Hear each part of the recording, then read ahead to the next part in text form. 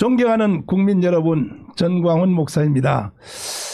저는 여러분들의 기도와 그 응원으로 6개월 동안 감옥살이를 잘 마치고 또 훌륭하신 변호사님들의 조력을 받아서 여러분이 다 들으신 그대로 시대적인 판결문을 내려주셔서 이제 석방이 되었습니다. 이제 지금 대한민국은 이 국가가 한 국가가 세워지고 발전되어지고 하는 이 과정에서 중대한 지금 시점을 맞이한 것 같습니다.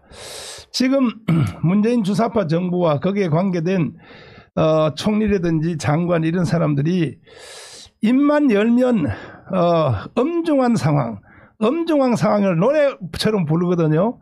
근데 내가 볼 때 그 사람들은 엄중한 상황이 뭔지를 모르고 코로나를 가지고 사기를 치려고 국민들을 협박하는 용어로 엄중한 상황이라고 합니다.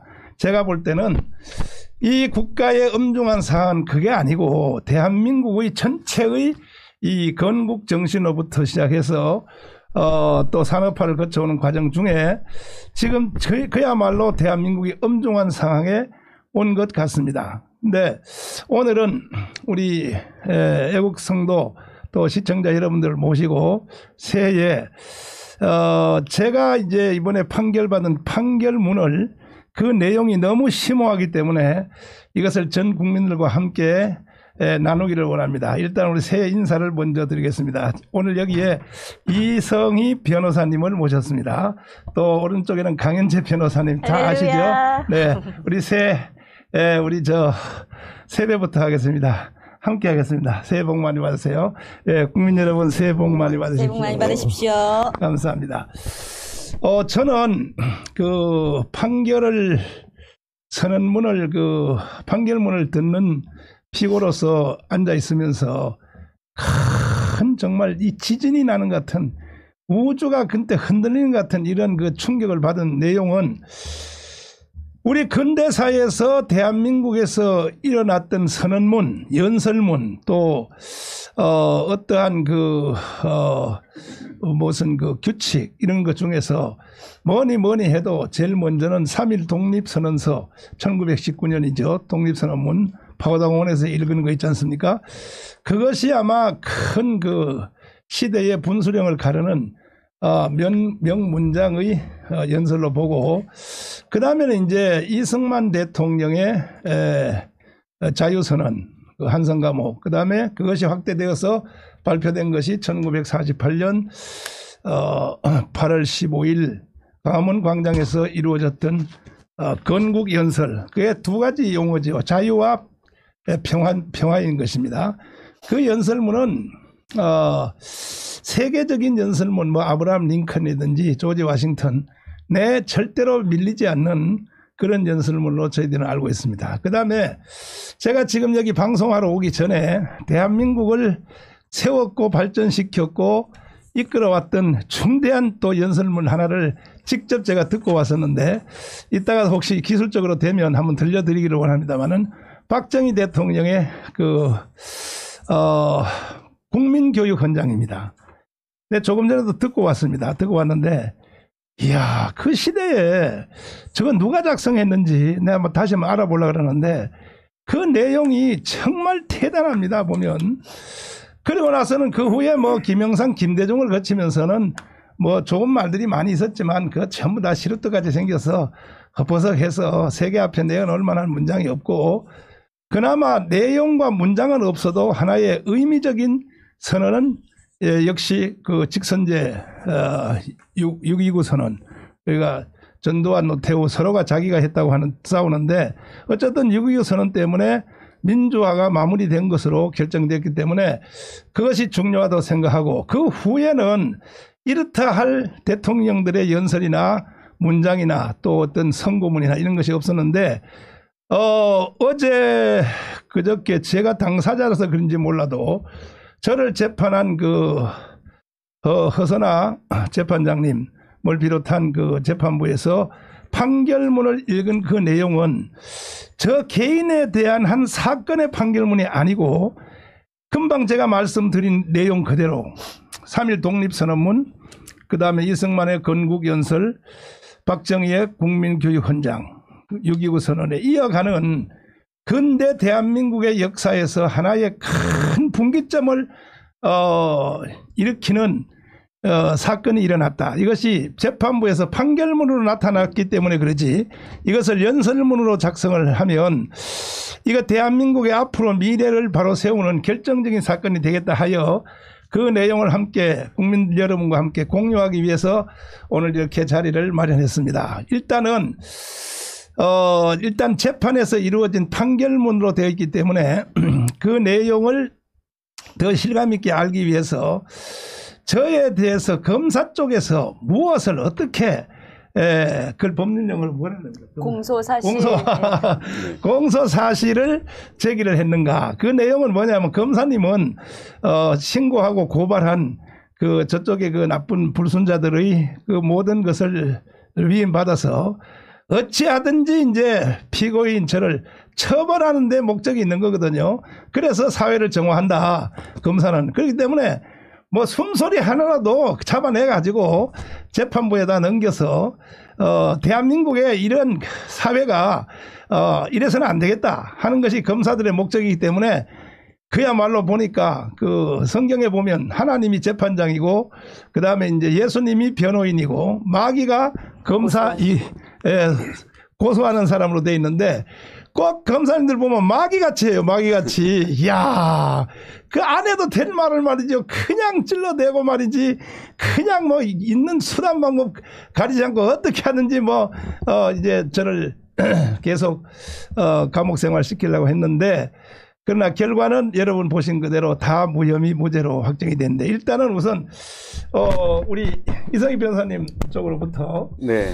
그 공소 사실이 그게 그 일단 단어가 무엇이며 그다음에 이제 내용에 대해서는 우리 양 변호사님이 이제 적어가면서 공소 사실에 대한 내용을 한번 설명해 주시죠. 네, 그 목사님에 대한 기소된 기본 사실은 작년 광화문 집회에서 그 2019년 12월 2일, 5일, 7일, 9일, 양일 이제 10일까지 한 발언 중에서 이제 황교안을 중심으로 한 자유우파가 단합해서 우리가 총선에 이겨야 된다, 이 말씀이거든요.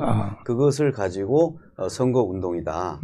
그런데 특히나 이제 목사님께서는 공직선거법으로 이미 그 집행유예가 있기 때문에 10년간 선거운동을 할 수 없는 분께서 그걸 했다. 그렇기 때문에 공직선거법 위반이다 라고 해서 구속영장이 됐고 그 내용이 이제 사실 기소가 됐습니다. 근데 그 목사님에게 영장을 발부했던 김동현 판사는 그 사실을 가지고 뭐라고 얘기했냐면 아주 높은 처단형이 예상된다라고 했습니다. 송준 검사님. 아니요. 그 김동현 영장판사. 영장판사는 그렇지. 그러면서 목사님이 도주 우려가 있다 라고 해서 영장을 발부했거든요.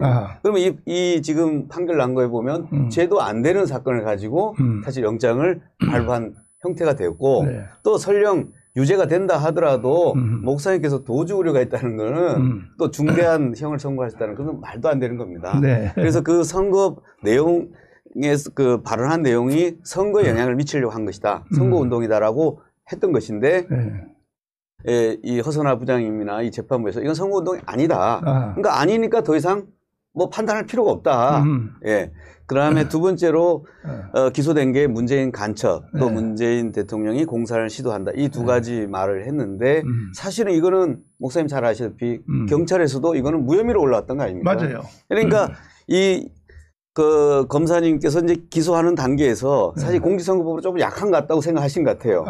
그래서 무혐의 난 걸 그 고발인이 고발 취하를 했거든요. 그렇죠. 그런데도 문재인 대통령의 의사도 묻지 않고 명예훼손으로 기소를 했습니다. 그래서 사건은 선거운동, 목사님께서 광화문 집회나 여러 집회에서 발언한 것이 자유로운 정치적 비판이냐 아니면 정치적 의사의 표현이냐 아니면 이것이 선거운동이냐 이 부분이 하나의 쟁점이었고 또 문재인 대통령이 어떤 말을 보고 이게 간첩이다 라고 표현한 것이 이게 비판적 견해냐 수사적 표현 아니냐 이렇게 볼 것이냐 아니면 이걸 비방 목적의 어떤 사실 적시냐라고 하는 것이 이 재판의 쟁점이 되었던 것입니다.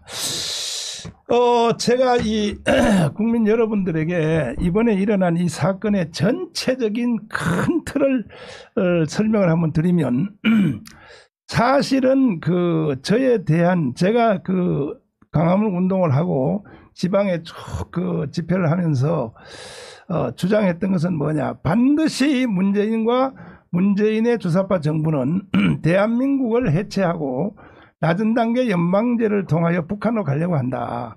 그 증거들은 수도 없습니다. 수백 가지도 넘습니다. 제1일성이 뭐냐. 평창 동계올림픽에서 대통령이 세계 지도자들 다 모아놓고 미국의 펜스가 누굽니까? 그분이 부통령입니까? 미국은 상원의원 하나라도 보통 적은 나라에 가면 대통령보다 더 세거든요. 상원의원이. 근데 미국의 부통령이란 말이에요. 펜스가. 일본의 아베. 우리는 일본을 뭐 쪽발이다 뭐 우습게 보지만 일본을 쪽발이다 우습게 보는 세계 나라 중에는 대한민국 하나밖에 없답니다. 일본은 경제적으로 아직도 세계 제2위입니다. 2위. 군사력 제4위고 그런 아베를 앞에다 앉혀놓고 그리고 또 뭐 세계 여러 지도자를 모아놓고 간첩의 왕인 신영복이가 누굽니까? 통진당 사건에서 김종태하고 김길남하고 주동자들은 사형을 당했고 바로 신영복은 20년 동안 미전향 장기수로서 감옥을 살다가 가짜 전향을 하고 나와서 나중에 나온 뒤에 난 전향 안 했다 했던 바로 그 당사자입니다. 그 사람을 나는 한국에 존경하는 사상가라고 연설을 했을 뿐 아니라 더 내가 용서할 수 없는 것은 대한민국 국가를 부인한 겁니다. 48년 8월 15일 건국을 자기는 인정할 수 없다. 아니 자기가 뭔데 아니 대통령 취임 선서할 때 뭐라고 합니까? 나는 대한민국 대통령으로서 대한민국 헌법을 준수하며 한다고 국민 앞에 서약했잖아요. 헌법을 준수한다고 해놓고 8월 15일 날 연설할 때는 48년 대한민국을 인정할 수 없다고 한다면 이거는요. 이건 헌법농단, 국정농단, 모든 농단을 다 붙여도 부족한 것입니다. 지금 이명박 대통령하고 박근혜 대통령을 헌법농단, 헌법을 수호할 의지가 없다. 이거 하나 가지고 지금 감옥에다 가둬놨는데 문재인 대통령은 거기다 갖다 대면요 100배나 더 하거든요. 100배. 그리고 나중에 계속 이어서 서독의 간첩 윤희상의 묘지에다가 부인을 시켜서 참배를 시키고 뭐 그뿐입니까? 6.25 3대 전범 김원봉을 국군 창설 유공자라고 떠들어대고 그것도 내가 올 봄에 내가 감옥소에서 신문을 봤는데 제주도 4.3 사건 4월 3일 날 기념식에 가가지고 아니 제주도 4.3 사건이 뭡니까 그게 도대체가.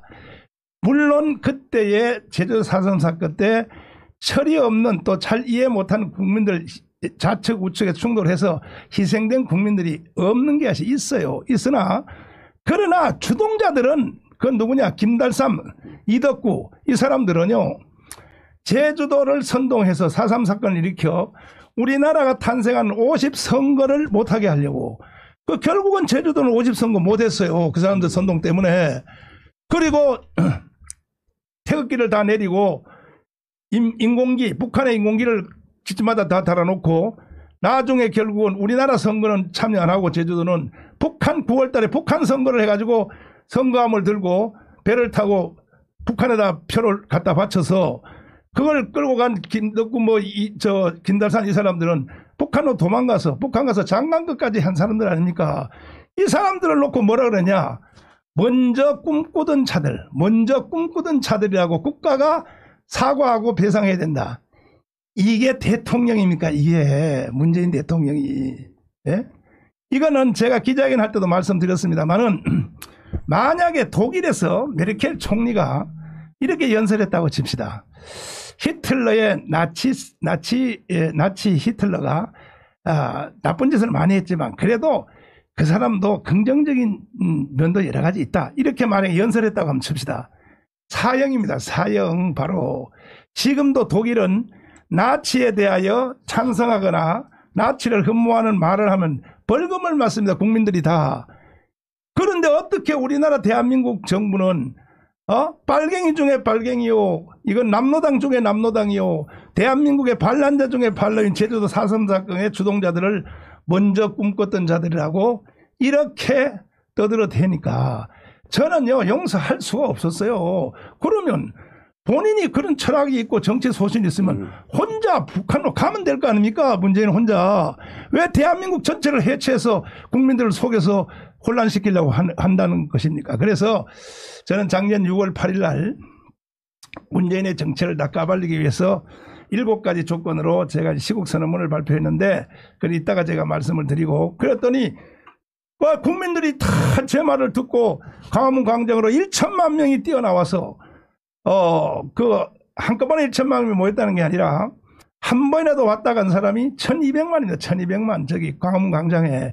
이것은 야당의 정치인들 김종인 그 세력들까지도 계속 인정을 안 하려고 그래요. 왜냐하면 주도권이 마치 지대한테 있다는 걸 강조하기 위해서 광화문 운동을 자꾸 폄훼하고 뭐 극우라 그러고 떠들대고 하는데 그 사람들도 역시 심판을 받을 것입니다. 그래서 우리 국민들이 뛰어나와서 정광훈 목사 힘으로 100명이라도 모을 수 있나요? 아니거든요. 누가 모아요 모으긴.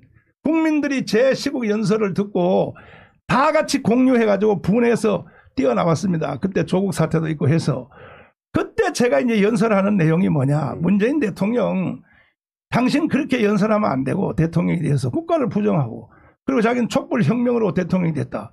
아니 대한민국 헌법으로 대통령이 됐지 어떻게 촛불혁명으로 대통령이 됐습니까? 이거 그럼에도 불구하고 저는 마지막 말미에는 항상 하는 말이 당신이 간첩 발언을 하고 뭐 다 좋다 이거야. 근데 국민들 앞에 사과 한마디만 해달라. 그러면 내 용서해 주겠다.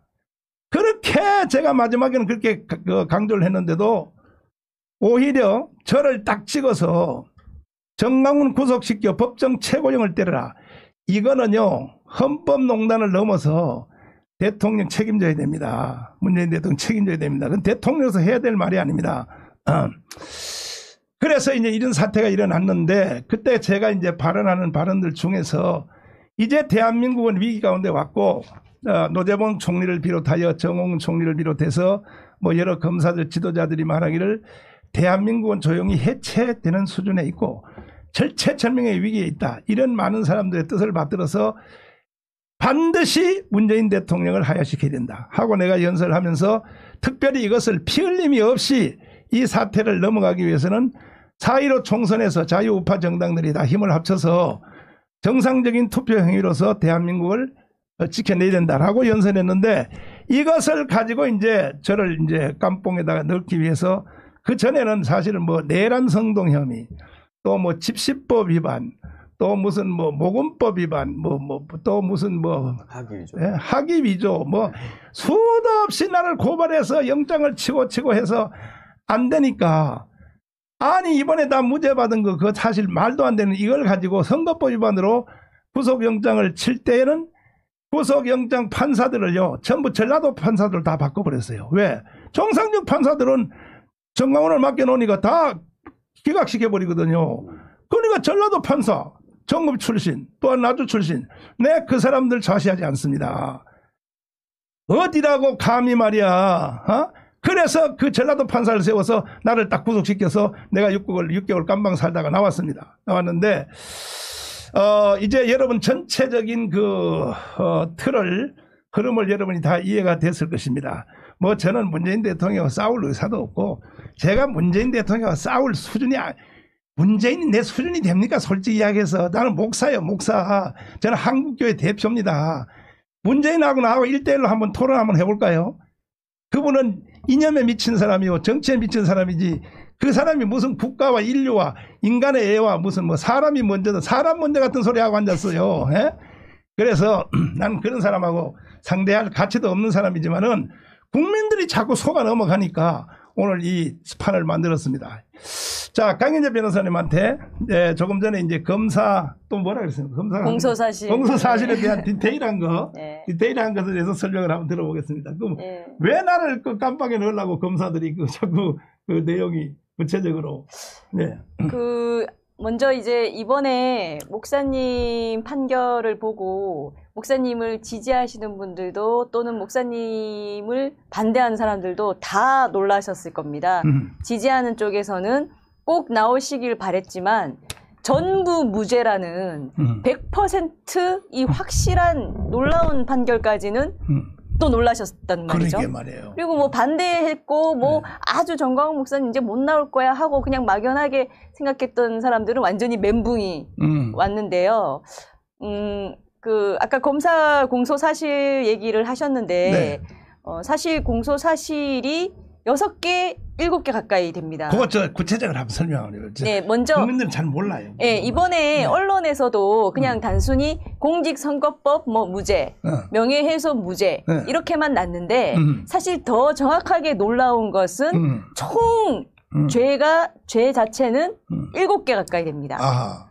7개 가까이의 공소 사실이 들어갔고 전부 무죄가 난 겁니다. 사실은 기자들도 마치 뭐 특정 일부만 무죄인 것처럼 할 게 아니라 사실 간단하게는 전광훈 목사 7개 공소 사실 전부 무죄 이렇게 헤드라인을 내면은 더 심플했던 건데 이제 그렇게까지는 안 내고 공직선거법 명예훼손 무죄 뭐 이렇게 했는데 사실 전부 무죄가 난 것인데요. 네. 그러니까 이렇게 나오기가 사실 형사 사건에서 쉽지가 않습니다. 검사가 바보도 아니고 그렇죠. 검사들도 다 법을 공부했기 때문에 법률가이기 때문에 자신들이 기소를 해서 유죄가 나올 만한 것을 기소를 하게 돼 있습니다. 그래서 사실 무죄율이 상당히 낮은 건 대부분 아실 겁니다. 네. 근데 이렇게 전부 7개 가까이 공소 사실에 전부 무죄가 나왔다는 것은 첫 번째는 이것이 정상적으로 진행되지 않은 수사, 정상적이지 못한 기소였다라는 걸 반증한다라고 볼 수가 있습니다. 네. 그러니까 검사도 윗선에서 압박하거나 그렇죠. 정말 전광훈 목사라는 한 명을 표적해서 국가의 이 공권력, 수사권, 이 형벌권을 가지고 조져보겠다. 쉽게 얘기해서 맞습니다. 조져보겠다라는 어떤 의도가 없었다면 그런 것이 완전히 없이 정상적으로 검사가 판단했다면 애초에 기소를 안 했을 사건입니다. 그렇죠. 맞아요. 그냥 무혐의. 네. 이 정도로는 이 공직선거법 위반이라든지 뭐 대법원 판례나 헌법재판소 판례나 모든 걸 봐도 이거 내가 기소하면은 내가 무죄로 깨진다. 무죄로 깨지는 걸 좋아하는 검사는 없거든요.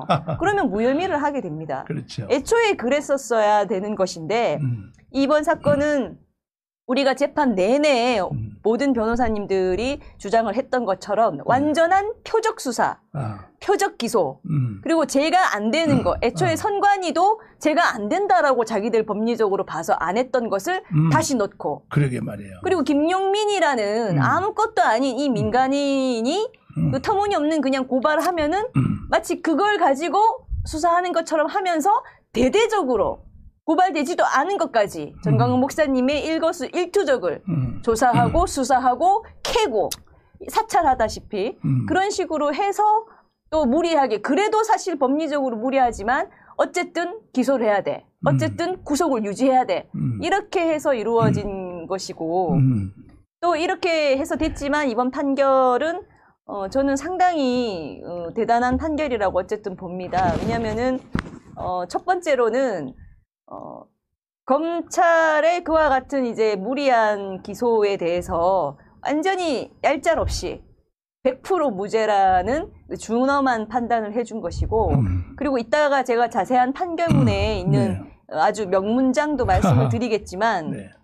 단순히 전광훈 목사님의 형사재판이 아니라 헌법재판이었어요. 대한민국 국민이 어떻게 표현의 자유를 사법부가 지키느냐. 우리 사법부가 대한민국 국민 누구나 정부를 향해서 얼마나 많은 이 표현의 자유가 보장돼야 하는지를 선언한 판결이다. 거기서 굉장히 의미가 있는 겁니다. 네네네.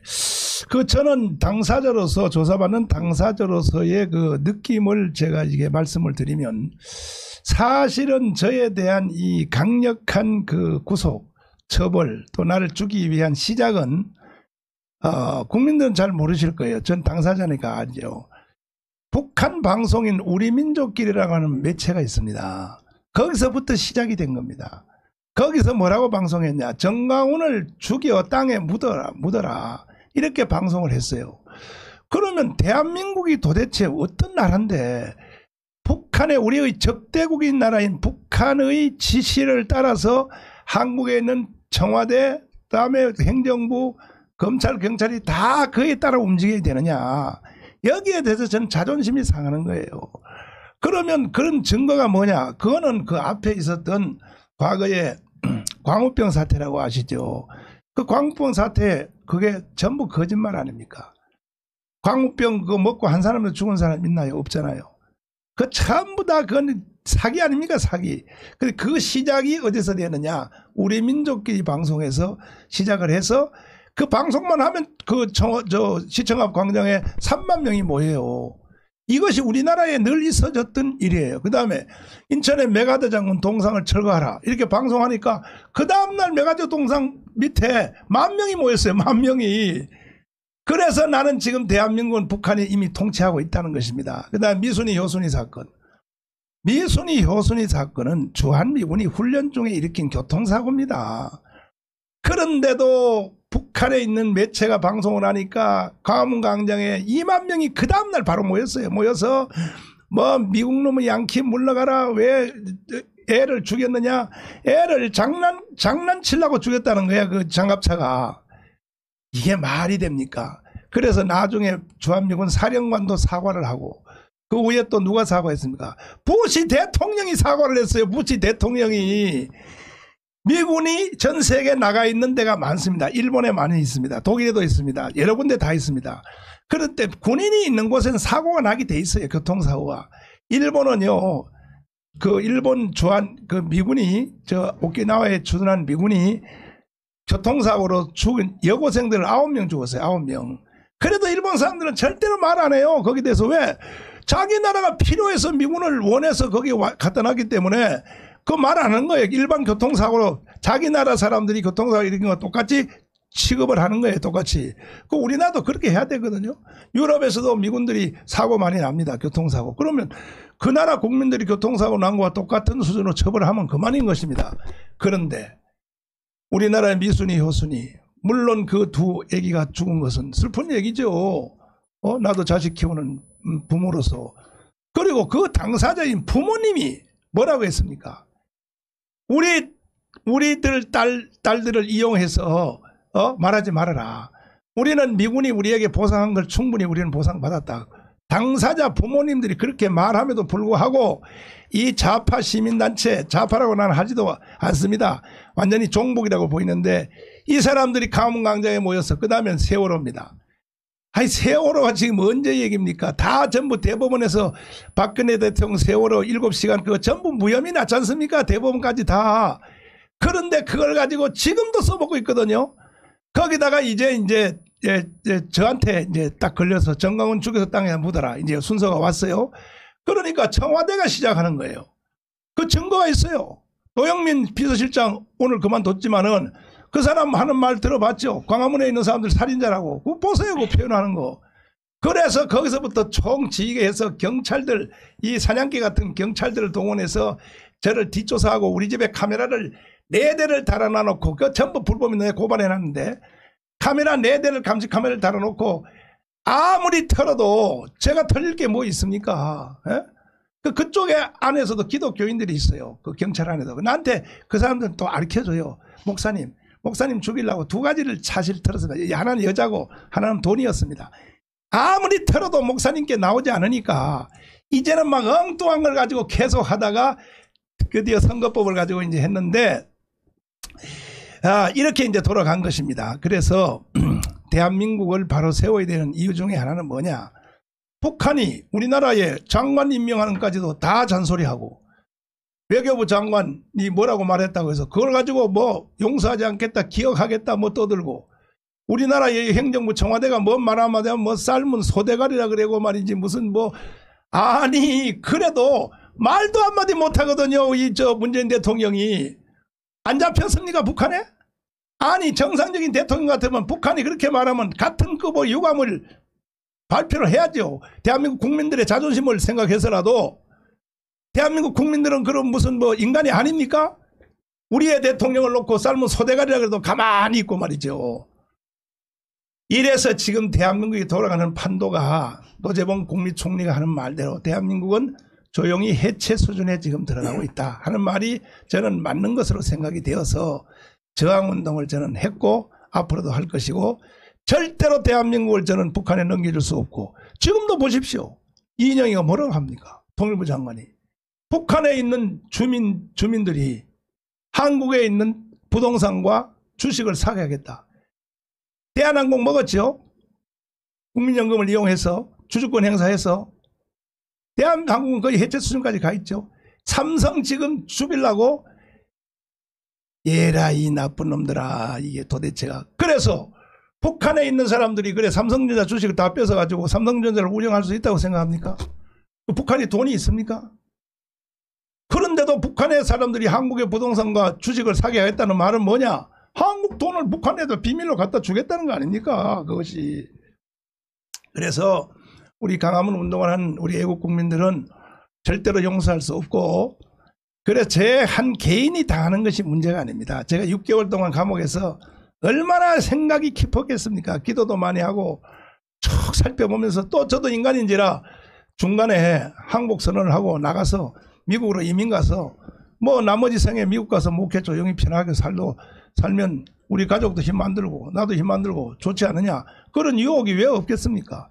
또 청와대 너 누구라고 말은 못해요. 말하면 또 처벌받으니까. 그쪽에서 나한테 수도 없는 회유가 왔었어요. 또 뭐 신도시에 땅 3,000평 사서 교회 잘 지어줄 테니 절대로 애국운동 하지 말아라. 이런 유혹도 많이 왔습니다. 그러나 내가 그런데 동의를 할 수가 있겠습니까?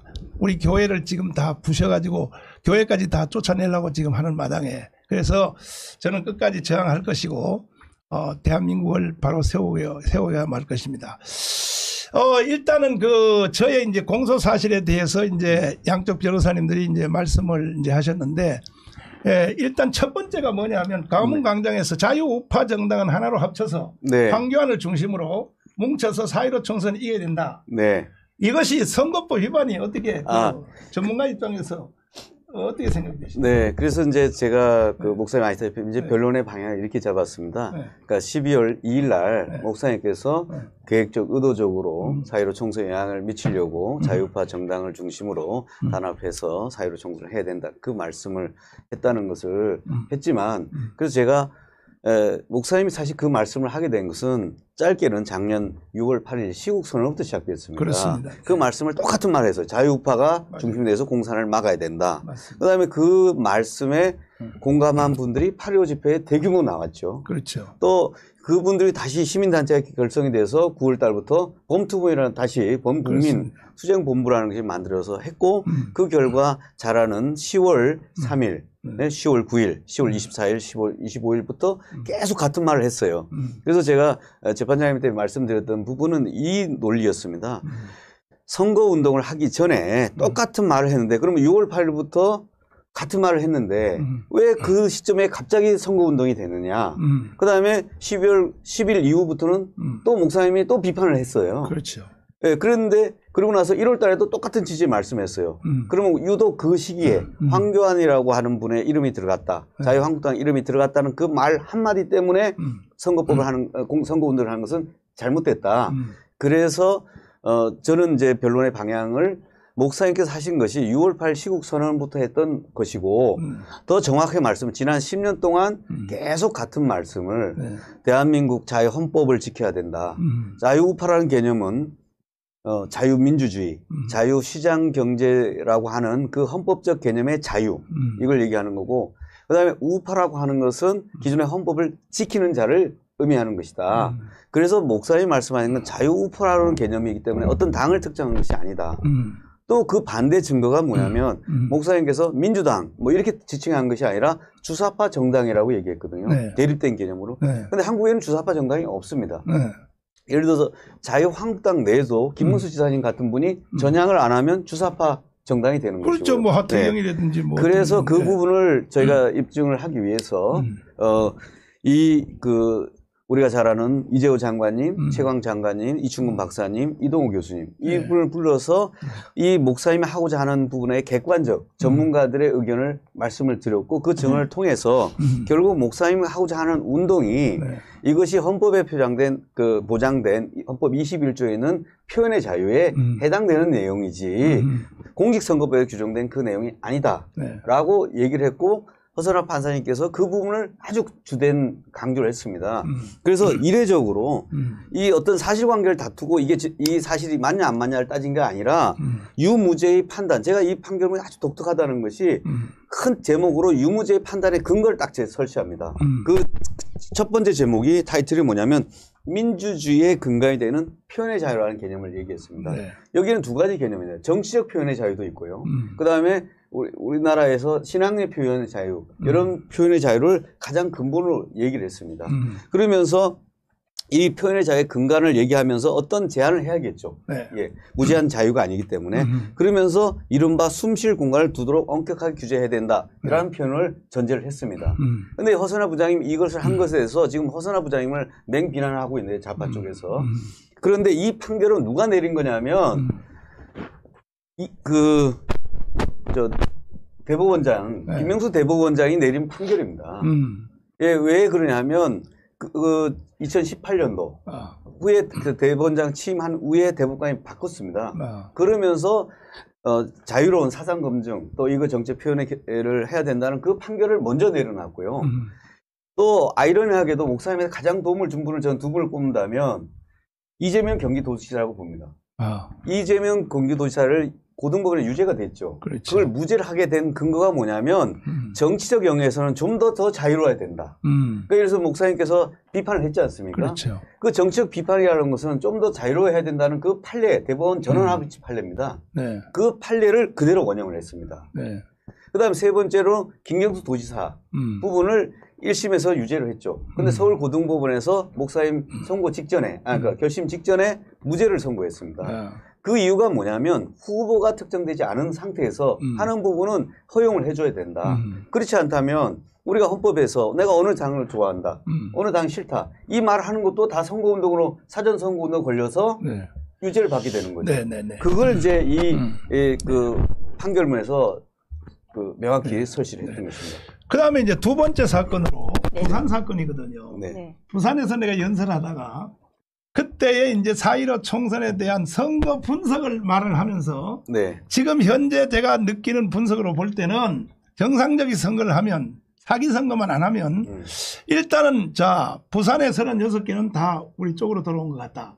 그 다음에 대구에 25개인가 그것도 맞다. 경북도 뭐 10몇 개 다 맞고 그 다음 수도권도 보니까 절반은 온 것 같다. 네. 이렇게 되면 4.15 총선에서 잘하면 우리가 3분의 2도 할 수 있다. 이렇게 내가 힘을 주기 위해서 했는데 그 연설을 했는데 이걸 가지고 이제 두 번째 사건으로 저를 이제 물고 늘어졌거든요. 네. 그 변호사님 전문가로서 그것이 선거법 위반이 되겠습니까? 어떻게 생각하십니까? 네. 선거 분석한 거. 유시민도 했잖아요. 똑같이. 네. 다른 사람도 다 했잖아요. 똑같이. 그러니까요. 네, 네. 그러니까 사실은 애초에 죄가 되지 않을 것을 기소를 했다는 것이고 네. 이번에 딱 판결이 나으니까 제 주변에 있는 이제 변호사님 동기나 선배 변호사님도 저한테 전화가 와서 아니 죄 없는 분을 그러면은 6개월씩이나 감옥에 넣어놓은 거냐. 전부 무죄가 나오는 이런 결과인데 이제 이런 말씀들을 하실 정도니까요. 근데 지금 말씀하신 것에 대해서도 이 판결에서 정확하게 뭐라고 얘기하느냐면은 물론 선거운동이 제한이 있습니다. 공직선거법상. 그래서 선거법에 위반이 되는 경우도 있을 수 있는데 또 예를 들어 선거운동을 할 수 없는 사람 같은 것도 있어요. 있지만 그런 경우에도 대한민국 국민이면 누구나 통상적이고 정상적인 범위의 정치 활동, 정치적 표현, 정치적 의사 발언 이런 것을 전면 금지하는 것은 안 되고 이런 것은 다 허용이 된다는 겁니다. 그 범위 안에 목사님의 발언들이 있으시다는 거예요. 그걸 넘어서는 형사 여기도 그렇게 돼 있어요. 형벌로 처벌로 제재를 해야 하는 그런 거에 속하지 않는다는 거죠. 목사님의 발언은 정상적이고 대한민국 국민 누구나 할 수 있는 정상적, 통상적인 정치적 의사 표현의 자유 범위 안에 있다는 겁니다. 그래서 아까 이 변호사님이 말씀하신 것이 제가 좀 글을 좀 보여드리면서 판결문을 몇 가지만 좀 이렇게 말씀을 좀 드리면 좋을 것 같은데 이 첫 번째 자료 좀 띄울 수 있으신가요? 준비가 안 되시나요? 판결문 전체가 입력 안 돼 있나요 혹시? 아니 제가 따로 아까 체크한 거를 보내드렸었는데 그거 이제 찾는 동안에 네. 찾는 동안에 네. 노무현 대통령 얘기 좀 한번 해주십시오. 노무현 대통령이 대통령 현재 초임 그때 초반인데 열린당을 찍어라 이렇게 해가지고 네, 아주 직설적으로 그렇게 얘기를 해서 대통령 직무가 정지됐죠. 네, 그래 헌법재판소에서 재판한 그 기억하고 있지 않습니까? 네네. 그때 헌법재판소에서 판결에 대해서 한번 말씀합니다. 그때도 지금 이번에 목사님 판결은 이 재판부가 이 재판부의 자의적으로 지금 뭐 좌파나 문재인 지지자들은 이 판결의 이 기초적인 내용이나 판결의 어떤 법리를 전혀 알지도 못하면서 그냥 무턱대고 뭐 판사가 뭐 어떻다 저떻다 막 이렇게 그냥 비판을 무식하게 해대는데 이 재판부의 판결을 보면은 재판부가 자의적으로 판단한 건 하나도 없습니다. 다 우리 대법원의 선행하는 판례, 헌법재판소에 이미 판시됐던 것들, 그런 것들을 근거로 한마디로 이 판결을 표현하자면 법대로 판결한 판결이라고 보시면 됩니다. 여기 판결문 안에도 좌우의 문제가 아니다 이런 말을 판사가 쓸 정도니까요. 이따가 한번 보시면 재밌으실 텐데 그 노무현 그 대통령의 헌법재판소 결정도 이번에 재판 과정에서 이 변호인단 분들이 적극적으로 그 법리로서 주장을 했던 겁니다. 그때 노무현 대통령이 헌법재판소까지 갔었는데 그때도 그 정당을 열린우리당을 지지하는 발언을 한 것은 맞지만 후보자가 나와 있지 않기 때문에 이것은 선거법 위반이 아니다라고 판결한 것이거든요. 언제까지 가서 판결이 난 것이기 때문에 그 유력하게 우리가 주장을 했던 겁니다. 근데 목사님의 이번 발언들은 전부 다 보면은 심지어 정당도 특정이 안 돼 있다고 지금 나와 있어요. 네, 후보자는 고사하고 그 시점에서는 어느 정당도 후보자가 전혀 없었기 때문에 그 후에 정당 이름이 수도 없이 바뀌었죠. 네. 12월 달에 있었던 일이에요. 목사님의 발언이. 선거는 4월 15일에 있었고 후보자는커녕 정당도 전혀 막 30개, 50개씩 막 나오고 있고 심지어 이 자유한국당도 막 이름이 바뀌고 통합되고 그 과정이 뒤에 있었거든요. 그러니까 이런 상황에서 또 자유한국당이라고 꼬집지도 않고 자유우파, 이 자유 세력들의 연합 이런 표현을 쓰셨기 때문에 뭐 아무것도 선거운동이 될 수가 없는 말씀들을 해오셨던 겁니다. 근데 그걸 가지고 이제 기소를 했던 것이고 근데 여기 보면은 아까 이 변호사님도 말씀하셨지만 이 재판부가 이 판결에 대해서 상당히 그 고민을 하고 굉장히 의미를 부여하면서 판결을 했다는 걸 알 수가 있는 게 이 제일 먼저 딱 첫 마디가 민주주의의 근간이 되는 표현의 자유 이렇게 제목을 딱 잡았거든요. 그래서 여기서 보면은 자유로운 의사 표현과 활발한 토론이 보장되지 않고서는 민주주의가 존재할 수 없다. 민주주의가 존재할 수 없다. 그렇죠. 표현의 자유는 민주사회의 근간이다. 그렇죠. 이렇게 딱 못을 박고 이제 이 판결 시작을 한 것입니다. 두 번째도 보시면 아주 이제 재밌는 표현이 나오기도 하는데요. 표현의 자유도 물론 법률상 일정한 범위에서 제한이 가해질 수 있다. 하지만 이것을 제한함에 있어서도 표현의 자유의 근간과 본질을 해치지 않도록 함부로 확장하여 해석해서는 안 된다. 그리고 표현의 자유가 이른바 숨 쉴 공간을 둘 수 있도록 엄격하게 그 제한 법령을 적용해야 한다. 그러니까 한마디로 말하면요. 제가 이거 재밌다고 생각했던 게 지금 문재인 정권 하에서는요. 국민들이 숨 쉴 공간이 없단 말이에요. 지금. 달리 생각하실 필요가 없어요. 아주 우회적으로 이 재판부가 이렇게 판결을 썼지만 이 문재인 정권은 민주는커녕 이 자유, 민주 어떤 것도 지금 보장이 되지 않는 완전한 독재라는 겁니다. 맞아요. 국민들 숨 쉴 공간이 없다는 소리잖아요. 그렇죠. 이걸 딱 적나라하게 표시를 했습니다. 그러니까 정광훈 목사님의 이 정도 발언을 가지고 형사 처벌까지 한다? 이거는 대한민국이 숨 쉴 공간이 없다는 걸 의미한다는 뜻입니다. 사실은. 이와 같이 판결된 것이. 그럼에도 불구하고 지금 저도 뭐 인터넷 잘 못하는데 궁금해서 이렇게 좀 들어가 보면 그 댓글 다시는 분들 중에 많지는 않아요. 1%, 100개 중에서 한두 개 사람들이 거의 간첩과 비슷한 문재인식으로 그 재판부를 막 욕을 하고 또 정광훈 욕하는데 앞으로 오늘 제가 이렇게 이 해설을 하고 저도 몸도 안 좋은 상태에서 나와서 이렇게 해설하고 하는 이유 중에 하나는 앞으로 내가 이렇게 변호사님들을 모시고 자세히 설명했음에도 불구하고 인터넷에서 와서 또 저를 욕하고 또 재판부에 욕하는 사람들은 반드시 내가 고소해서 처벌할 것입니다. 그러니까 명심하십시오. 이렇게 했는데도 불구하고 뭐 재판부 뭐 미친 판사들 뭐 또라이들 뭐 이렇게 하면 나는 그 사람을 간첩으로 보겠습니다. 왜 그러냐 하면은 지금 대한민국 공간에요. 대한민국 국민 주민등록 번호를 가지고 있는 사람으로서는 도저히 할 수 없는 사람들이 한 1%가 있어요. 1%가요. 모든 이슈에 달라붙어 가지고 말도 안 되는 말을 퍼부어요. 거기다가 제가 거기에 당해온 주인공 중에 하나인데 저를 좀 죄송한 말씀입니다만은 보통 세상 사람들을 저를 잘 모르는 사람은 잘 보면 그래요. 날 보고 빤스 목사라 그래요. 빤스 목사요. 이거요. 그거 설명하려면 길지만 난 말하지 않겠습니다만은 그거 나 하도 억울해서 김성규 장로님이 나는 안 했어요. 김성규 장로님이 고발을 해가지고 대법원 가서 50만 원씩 다 지금 벌금을 받고 있습니다. 날 보고 빤스 목사 하면 무조건 50만 원 벌금 내야 돼요. 왜 사실도 아닌 걸 가지고 사람을 죽이려고 그렇게 하는 것을 내가 당해봤거든요. 그 이번에도 보니까 또 지금 한 1%밖에 안 되는 그 댓글에 들어와가지고 그 건전할 뿐이 아니라 제가 아까 처음에 초두에 설명한 대로 이번에 판결한 이 판결문은 일반 판결문이 아니라 3.1 독립선언문 그 다음에 건국선언 내 이어가는 이 시대를 정말로 정돈하는 시대적인 판결문이 아니라 이것은 하나의 선언문이라고 내가 소개를 했는데 이렇게 훌륭한 판결을 하신 재판부를 향하여 다시 말씀은 많지는 않아요. 1%요. 100명 중에 한두 명이 막 극렬하게 이렇게 욕을 하면 앞으로 그 판사님들은 뭐 전문 분야의 분들이니까 대항은 하겠습니다만은 우리 시민단체가 그런 댓글을 다는 사람들은 용서하지 않도록 하겠습니다.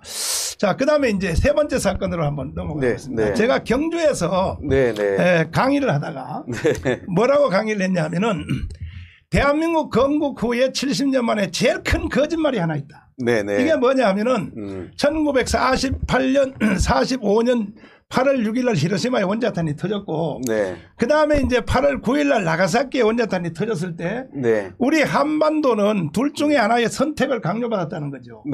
김일성이냐 이승만이냐. 그런데 북한은 김일성을 선택했고 우리 한국은 이승만을 선택해서 우리는 세계 10위권의 나라가 됐고 북한은 세계 거지 나라 꼴등 그것도 인간이 살 수 없는 집단 나라가 됐는데 그런데 이와 같은 역사의 팩트를 놓고 지금 우리나라에 수도 없는 젊은 애들이 정교조 교육을 받아가지고 뭐라고 역사를 왜곡시켰냐. 이게 제1의 거짓말입니다. 미국이 히로시마 원자탄 나가사키 때린 것까지는 잘했는데 그러면 그 후에 우리 한반도는 우리끼리 잘 살게 놔두지 왜 오키나와에 있는 미군이 9월 달에 한국에 들어와서 일본군들을 몰아내고 미군이 와서 대신 일본군 대신에 미군이 우리를 지금 식민지살이 시키고 있기 때문에 우리는 일본로부터는 해방이 되었어도 우리는 미국으로부터는 아직도 해방이 안 된 이 제국주의의 속국으로 우리는 지금 가 있다. 이렇게 말을 하거든요. 또 이렇게 가르쳐요 또 학교에서. 이러니까 지금요 그 교육을 받은 특별히 30, 40대 요즘 애들은 내가 확인해 보니까 초등학교 중고등학교 애들은요 정교조 선생님들이 그렇게 가르치면요 막 소리 지른대요. 가세요 북한로 막 그런대요. 그래서 20대하고 10대는 오히려 안 먹힌대요. 그러니까 걔들은 이제 뭐 햄버거만 주면 된대요.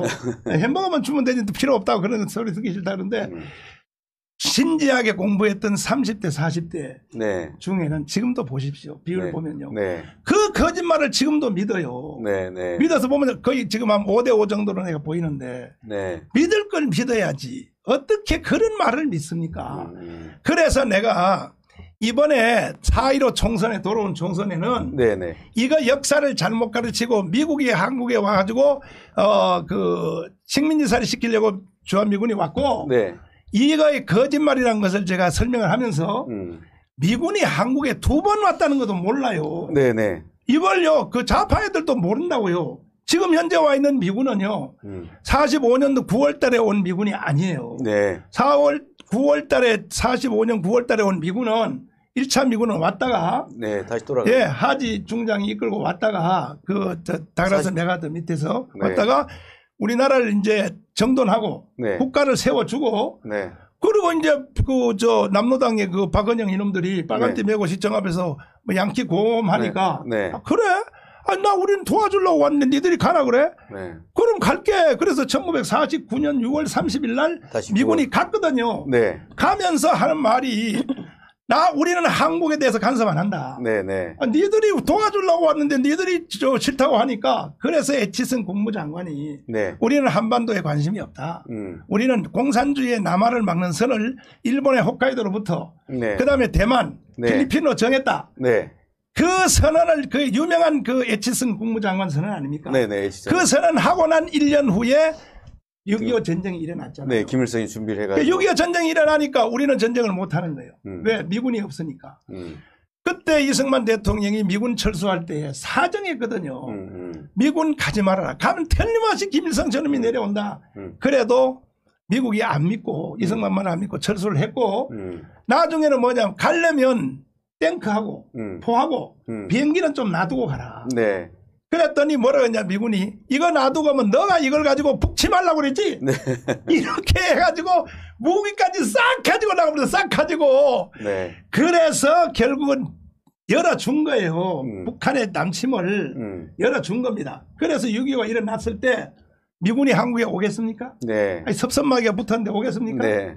아니, 한국한테 물러가라 해서 철군한 미군이 한국에 6.25 일어났다고 오겠습니까? 네. 그래서 1950년 6월 25일 이제 워싱턴 시간으로는 이제 그 저녁 9시인데 네. 우리는 새벽 4시고 네. 예, 그때 이제 트루만 대통령이 보고했지 않습니까? 그렇죠. 네. 북한이 남침을 했다고 하니까 트루만 대통령이 이거는 비하인드 스토리예요. 네. 빌리그램의 전기에 나온 내용입니다. 네. 네. 일반 정치사에는 없어요. 네. 첫째 말이 이겁니다. 한국말로 번역하면 이겁니다. 네. 신경 꺼. 네. 신경 꺼. 네. 그럴 줄 몰랐어? 그 왜 우리 미군 나가라 그랬어 너희들이. 네. 꼭 당해봐야 알겠어? 네. 우리는 안 가. 네. 니들이 선택한 결과니까 니들이 알아서 해. 이게 바로 트루만 대통령의 제1성이었어요. 네. 이때에 이 나라가 하나님이 살려주시려고 네. 그 유명한 젊은 그 20대 말밖에 안 된 그 빌리그레암 목사님이 네. 그때 막 빌리그레암 목사님이 일어나가지고 라디오 문화가 전 미국의 가정마다 라디오가 다 있었거든요. 네. 라디오다 대놓고 그때 텔레비는 없고 네. 라디오 문화를 놓고 설교를 해서 국민의 영웅이 된 그 목사님이 빌리그레암 목사님. 네. 그 빌리그레암 목사님이 한국을 너무나 사랑했거든요. 왜? 네. 빌리그레암 목사님 사모님이 평양에서 태어났잖아요. 아, 그렇죠. 미국의 선교사가 한국에 선교하러 와서 딸 하나 낳았는데 저 일제시대 때 네. 그게 빌리그레암 사모님이 된 거예요. 네, 네. 그러니까 그 말을 듣고 빌리그레암 사모님이 막 자기 남편을 붙잡고 빨리 당신은 당신 말은 들어. 트루만 대통령이 빨리 전화해. 전화 안 하면 가만둬. 네. 한국은 나의 제2의 조국이야. 네. 빨리 저 미군을 재투입하라고. 네. 왜 한국에는 기독교인이 50만이 있기 때문에 네. 미군이 안 가면 50만 명의 기독교인들이 순교를 당한다. 네. 이러니까 여자하고 싸워서 이길 남자가 없잖아요. 그래서 빌리그레암이 트루만 대통령한테 문장을 보면요. 일반 문장이 아닌 협박조예요. 협박조. 네, 네. 대통령과 하나님 함께 하시는 인사하고 두 번째 뭐냐. 빨리 미군을 한국에 재파송하십시오. 한국에는 기독교인 50만 명이 살고 있는데 이걸 당신이 지키지 아니하면 네. 하나님께 저주를 받겠습니다. 네. 이래서 트루만 대통령이 그 다음 말은 이제 정치 역사에 다 나와요. 네. 유엔 총회 소집을 네. 지시하고 해가지고 2차 6.25 때 미군이 오게 된 겁니다. 네. 그러면 지금 와 있는 이 미군을 불러들인 사람은 누구냐? 빌리그램. 아니, 빌리그램이 불러서 왔지만 사실은 김일성이에요. 네, 맞죠. 김일성이가 6.25를 통해서 불러들인 거야. 이래놓고 지금 와서 이 좌파 빨갱이 요 종북주의자 요 놈들은 젊은 애들을 전부 거짓말로 뭐라 그러냐. 네. 미국은 한국을 일본으로부터 뺏어가지고 식민지 사기를 시키려고 미군이 와 있다. 지금도 그렇게 가르친다니까 지금도. 네. 이걸 제가 마무리 짓게. 네. 그래서 내가 거기에 대해서 분노로 경주의 덕혜 호텔에서 강의를 하면서 네.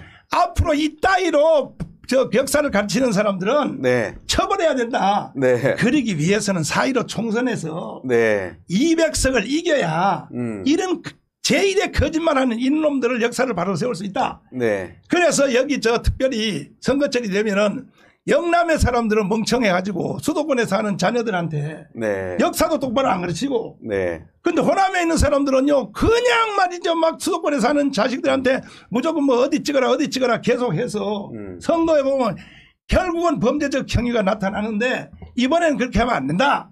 이렇게 내가 연설을 한 거예요 사실. 네네네 알고 있습니다. 자 그것이 선거법 위반이라는 거죠. 네. 세 번째 사건입니다. 네. 변호사님 보시기에 그 선거법 위반 되는 네, 목사님께서 말씀하신 그 내용을 네. 그래서 선거법이 아니라는 걸 사실 재판장님한테 설득을 해야 되지 않습니까? 그렇죠. 그런데 목사님께서 하신 게 어떤 주장인지 혼자 일방적. 그렇죠. 그래서 저희가 증인을 국제법 전문가인 이충구 박사님, 그렇죠. 그다음에 이동욱 네. 그 북한 관련 그렇죠. 이동욱 장관 교수님 두 분을 불러서 네. 바로 그걸 질문했지 않습니까? 그렇습니다. 네. 그 두 가지 거짓말을 역사 왜곡하는 거에 대해서 알고 있냐 했더니 지금 말씀한 목사님 말씀한 똑같은 얘기를 증언을 했습니다. 그 파트는 내가 보니까 이제 이성희 변호사님이 네. 주로 이제 주관해서 증인들을 네. 선택해서 이제 하셨는데 네. 그게 참 나는 잘했다고 생각하는 게 왜냐하면 재판부에게 대단히 죄송하지만요. 네. 재판부의 그 연령으로 봐서는요. 네. 그분들도 역사를 모르는 것 같아요. 저희도 모르고요. 또 왜 그러냐면 저만 해도 아니 변호사님도 모른다 그러니까 아니, 근데 아직 대한민국 국민들이 이렇다고요. 네. 근데 이번에 그 재판부에서 증언하신 증인들 최광 장관님 네, 이재호 장관님 그 사람들이 하도 증언을 잘해서 지금 그걸 책으로 만들고 있거든요. 네, 네. 그 총장님이. 네. 그러니까 그러한 증언을 통해서 재판부 더하기 국민 더하기 당사자들이 네. 또 검사님도 마찬가지고 네. 하하 이 대한민국의 역사에 대해서 네. 이렇게 남로당들의 후예와 주사파들이 네. 사기극을 펼치는구나 하는 것이 네. 이번 재판을 통해서 네. 좀 드러났다고 보지 않습니까? 그렇죠. 네. 그래서 목사님 유명한 이승만의 분노. 그렇죠. 에 이어서 이제 정환 목사님께서 왜 분노하는지, 그렇죠. 왜 그런 말을 한 계기가 된 것을 전문가 그 장관님들이나 그 교수님, 네. 이충근 박사님 이분을 통해서 왜 그 발언을 하게 됐는지, 그 근간이 된 것이 왜 이렇게 되는 것인지, 그리고 역사 왜곡이 가장 큰 문제지 않습니까? 그렇죠. 저희도 사실 정확히 몰랐고요. 네. 또 고시 과목에 그런 게 자세히 안 들어갑니다. 맞아요. 그러니까 지금 목사님 말씀한 그 얘기는 제가 증인신문을 했지만 그 증인신문을 하면서 제가 깜짝 놀랐어요. 그런 게 있는구나. 그걸 처음 듣고 그걸 재판장님도 놀라셨을 거예요. 판사님도 놀랬고요. 맞아요. 지금 검사님도 사실은 너무 놀래갖고 거의 아예 질문을 안 하시더라고요. 맞아요. 예, 그 정도로. 그래서 목사님이 제가 요지는 뭐냐면 목사님 그 말씀하신 건 맞다. 그런데 그것은 정치적 발언이 아니라 지금 역사 왜곡돼 있고 헌법을 파괴하려고 하고 있고 자유민주주의에 왜곡된 그것을 목사님께서 분노가 있으셔서 이것을 많은 분들, 목회자나 이런 분들한테 알려주려고 한 역사 강의를 한 것이지 그렇죠. 정치적 발언이 아니다라고 하는 부분을 재판부에 설명했고 증인들 입을 통해서 그것이 이번 재판에도 큰 영향을 많이 미쳤다고 저는 생각합니다. 그런데 참 이 두 번째 거짓말이 6.25를 우리가 일으켰다. 네네. 이 내용인데 이거 좀 웃긴 얘기거든요. 그렇죠. 요즘은 걔들이 또 한 발 물러섰어요. 뭐냐. 우리가 일으킨 건 아닌데 우리가 유도했다. 네. 북한이 내려오도록 유도했다. 이제 유도설이 되거든요. 네네. 이게 이제 그 해방 전후사 인식. 네, 해전사. 그 책을 쓴 고려대학교 최장직 교수를 비롯 최장직 교수님은 저자에서 요즘은 이름을 뺐대요. 네. 요즘은요. 네. 그분도 연세가 드니까 철이 좀 드는 것 같아요. 네. 그런데 그 말도 안 되는 얘기거든요. 네. 여기에 대해서 저는 못 참습니다. 네. 왜 사람이 대한민국에 태어난 어린 생명들한테 거짓말을 믿고 죽을 때까지 살아야 되느냐. 네. 여기에 대한 분노로 나는 강력하게 타격을 했는데 이것을 선거법 위반으로 이제 검사님이 강력하게 이제 했는데 이번에 재판부가 그것도 또 무죄로 해놓고 선거운동이 아니고 표현의 자유. 예. 거기에 해당된다 이렇게 판단해요. 그다음에 이제 네 번째 사건을 이제 우리 강 변호사님한테 한번 자문을 구해 보겠습니다. 네 번째 사건은 이제 제가 여기 구리시에서 애국 기도회를 하면서 내가 지금 하는 연설은 정치 연설이 아니다. 나는 자유우파 정당 안에서도 주사파를 지지하는 놈들은 난 용서하지 않겠다. 반대로 민주당 안에서도 내가 친한 김진표 장관님이라든지 건전한 분들이 있다. 그분들도 주사파만 빼면 나는 얼마든지 도와줄 수 있다. 이렇게 내가 발언했거든요. 네. 근데 이걸 가지고 또 선거법으로 또 이번에 네 번째 큰 사건을 걸었거든요.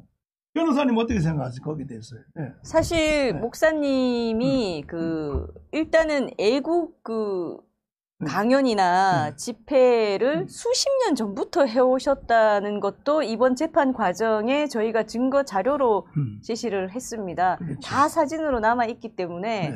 근데 목사님은 저희도 이번에 보면서 이제 다시 확인을 하게 됐는데, 목사님은 뭐 이명박 정권이든 박근혜 정권이든 뭐 노무현 정권이든 이번 문재인 정권이든 꼭 좌우를 따져서 굉장히 좀 불합리하게 일방적으로 편을 들거나 일방적으로 비판하거나 하시지를 않으셨더라고요. 그냥 늘 한결같이 대한민국의 헌법을 지키고 늘 말씀하시는 거 있으시잖아요. 건국의 4대 기둥. 맞아요. 그 건국 이념. 그 건국 이념을 지켜야 한다. 그렇죠. 그리고 역사를 제대로 가르쳐야 한다. 맞아요. 대한민국의 뿌리가 또 기독교에 있다. 그렇죠. 이런 일관된 것을 위해서 수십 년간을 해오셨더라고요. 그것이 증거로도 다 남아 있었기 때문에 저희가 재판부에도 이 한 가지의 행동, 지금 검사가 기소한 이 몇 가지의 단편적 사실만으로 사람을 평가하거나 그 사람에게 형벌을 매겨서는 안 된다. 이분을 보셔라. 수십 년간 한결같이 이렇게 해오셨기 때문에 지금 이 몇 마디 말씀도 이와 같은 맥락에서 이분의 의도를 재판부가 파악하셔야 한다.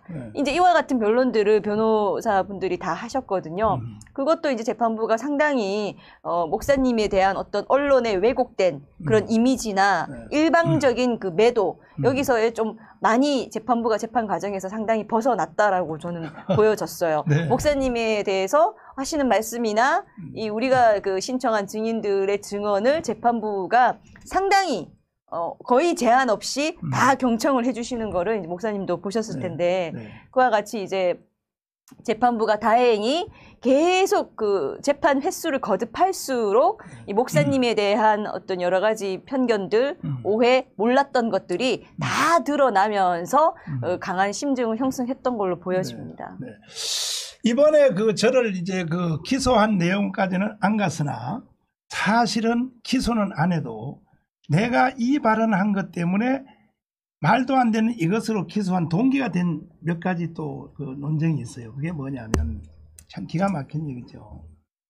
자, 지금 이 시간도 지금 현재 대국민 사기극이 계속 돌아가는 내용 중에 하나가 뭐냐 이겁니다.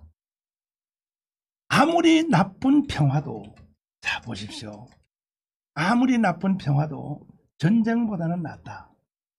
이 말을 들으면요. 우파 국민들도 속아요. 아무리 나쁜 평화도 전쟁하는 것보다 낫다는 말은 뭐냐.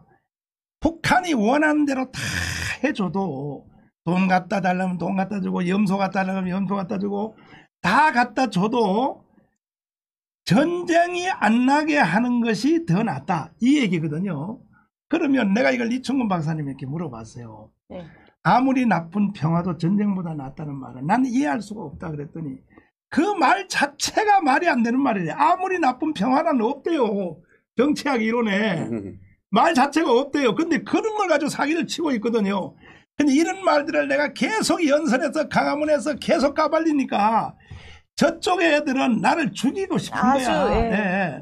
그 변호사님도 이제 그 많이 들으셨죠. 아무리 나쁜 평화도 전쟁보다 낫다. 어떻게 생각하세요? 지금 그 표현이 대표적인 것이긴 한데 이제 국민들이 조금은 많이 알고 계실 것 같은데 이 주사파 정부는 선동의 귀재들입니다. 제가 보기에. 그러니까 맞아요. 문구를 만들고 교묘하게 사람의 약점이 있잖아요. 예를 들어 전쟁은 누구나 두려워하고 무서워하는 것이거든요. 그 약점을 또 이용하는 겁니다. 그러니까 전쟁만 안 하면 되지 않느냐. 내 말이 틀렸어? 좀 맞는 것 같거든요. 전쟁은 너무 무섭거든요. 그러면은 그 말에 반대하는 사람은 마치 전쟁을 하자는 사람처럼 돼버립니다. 이 교묘해요. 생각해 보세요. 전쟁 누구나 싫어합니다. 하지만 아무리 나쁜 평화라도 전쟁보다 낫다라고 말하게 되면 전쟁만 안 할 수 있으면 인간이길 포기하고 살자는 소리예요. 맞아요. 북한까지 살아도 괜찮다. 그러니까 전쟁 안 하고 그냥 인간이길 포기하고 살자는 거거든요. 이렇게 교묘하게 사람이 두려워하는 걸 이용해서 이것만 아니면 되지 않냐 하고 막 뒤엎어버리는 식의 이제 말들을 하고 있는데 지금 이번에 뭐 코로나도 그렇고 이 정광훈 목사님에 대한 온갖 언론들도 보면은 아주 이 사람의 약점을 이용해서 사실이 아닌 걸 맞다는 것처럼 이렇게 왜곡하는 것들이 상당히 능하다. 근데 사실 이 재판부도요, 그 재판부의 뭐 연령이라든지 이런 걸 떠나서 사건 처리가 판사들 워낙 많습니다. 그러다 보니 사건 처리하기도 바빠서 사실은 우리 일반 국민들보다도 뉴스나 어떤 칼럼이나 이런 걸 뭐 유튜브라든지 맞아요. 진지하게 볼 시간 자체가 없으세요. 맞아요. 그래서 네네. 사실 이성희 변호사님의 노력과 또 우리 측 그 전문가 증인분들이 워낙 또 잘해주셔가지고 사실은 재판부가 재판 과정 내내 나라가 지금 문재인 정부로 인해서 어떻게 망가져 가는지도 잘 알게 되셨다라고 보여집니다. 제가 이번에 이거 고난을 당하면서 참혹한 마음은 경찰, 검찰 이게 수사받고 이제 특별히 뭐 교도소에 있는 사람들까지도 내가 그 조사를 시작하기 전에 이런 말을 먼저 해요. 조사관님, 내 대답 다 잘 해줄 테니 내가 먼저 한번 물어봅시다. 뭐냐? 혹시 아침에 신문 보십니까? 물어봐요. 네. 우리나라에요. 조사기관, 경찰, 검찰, 뭐 교도소 공무원들이 신문도 안 보는 거예요. 아침에. 그래서 내가 펄떡 일어서요. 나 당신한테 조사 안 받아. 이러니까 나라가 망하지. 신문도 안 보는 공무원들이 무슨 놈의 나라를 이끌어가고 국민들을 지도하느냐 말이야. 일본은 요미우리 신문 하나만 800만 부에서 1000만 부 아닙니까? 일본 사람들은 교육을 받는 거예요. 요미우리 하나만 800만 부예요. 대한민국요 조중동 다 합해봤자 몇 부입니까? 그거 되지도 않고. 신문은요, 그건 내가 한번 적어봤어요. 신문을 나온 걸 조선일보, 동아일보 적어보니까요. 그걸 4번 딱 적으니까 미국의 리더스 다이제스트 책 있죠. 책이 한 권이야. 그 분량이. 그 아침에 신문 한 권을 보는 것은 책 한 권을 읽는 것 같거든요. 이렇게 국민들이 교육을 받아야 되는데 대한민국 국민들을 이끌어가는 공무원들이 신문도 안 본다. 내가 이번에 확인을 했어요. 확인을. 정말 기가 막히는 거예요. 목사님 천만 다행인 것이 신문을 보지 않는 대신에 이 유튜브라는 매체가 생겼고 또 목사님 같은 분들이 또 광화문의 그 수많은 성도들, 연사들, 전문가들이 또 끊임없이 그 현장에서 유튜브를 통해서 진실을 알려오셨잖아요. 그만큼은 다행이에요. 그나마 그래도 국민들이 요새는 정말 활자보다 영상을 많이들 보십니다. 저만 해도 그래요, 사실은. 맞아요. 네. 이 바쁜 와중에 운전하면서 뭐 밥 먹으면서 이렇게 틀어놓고 있거든요.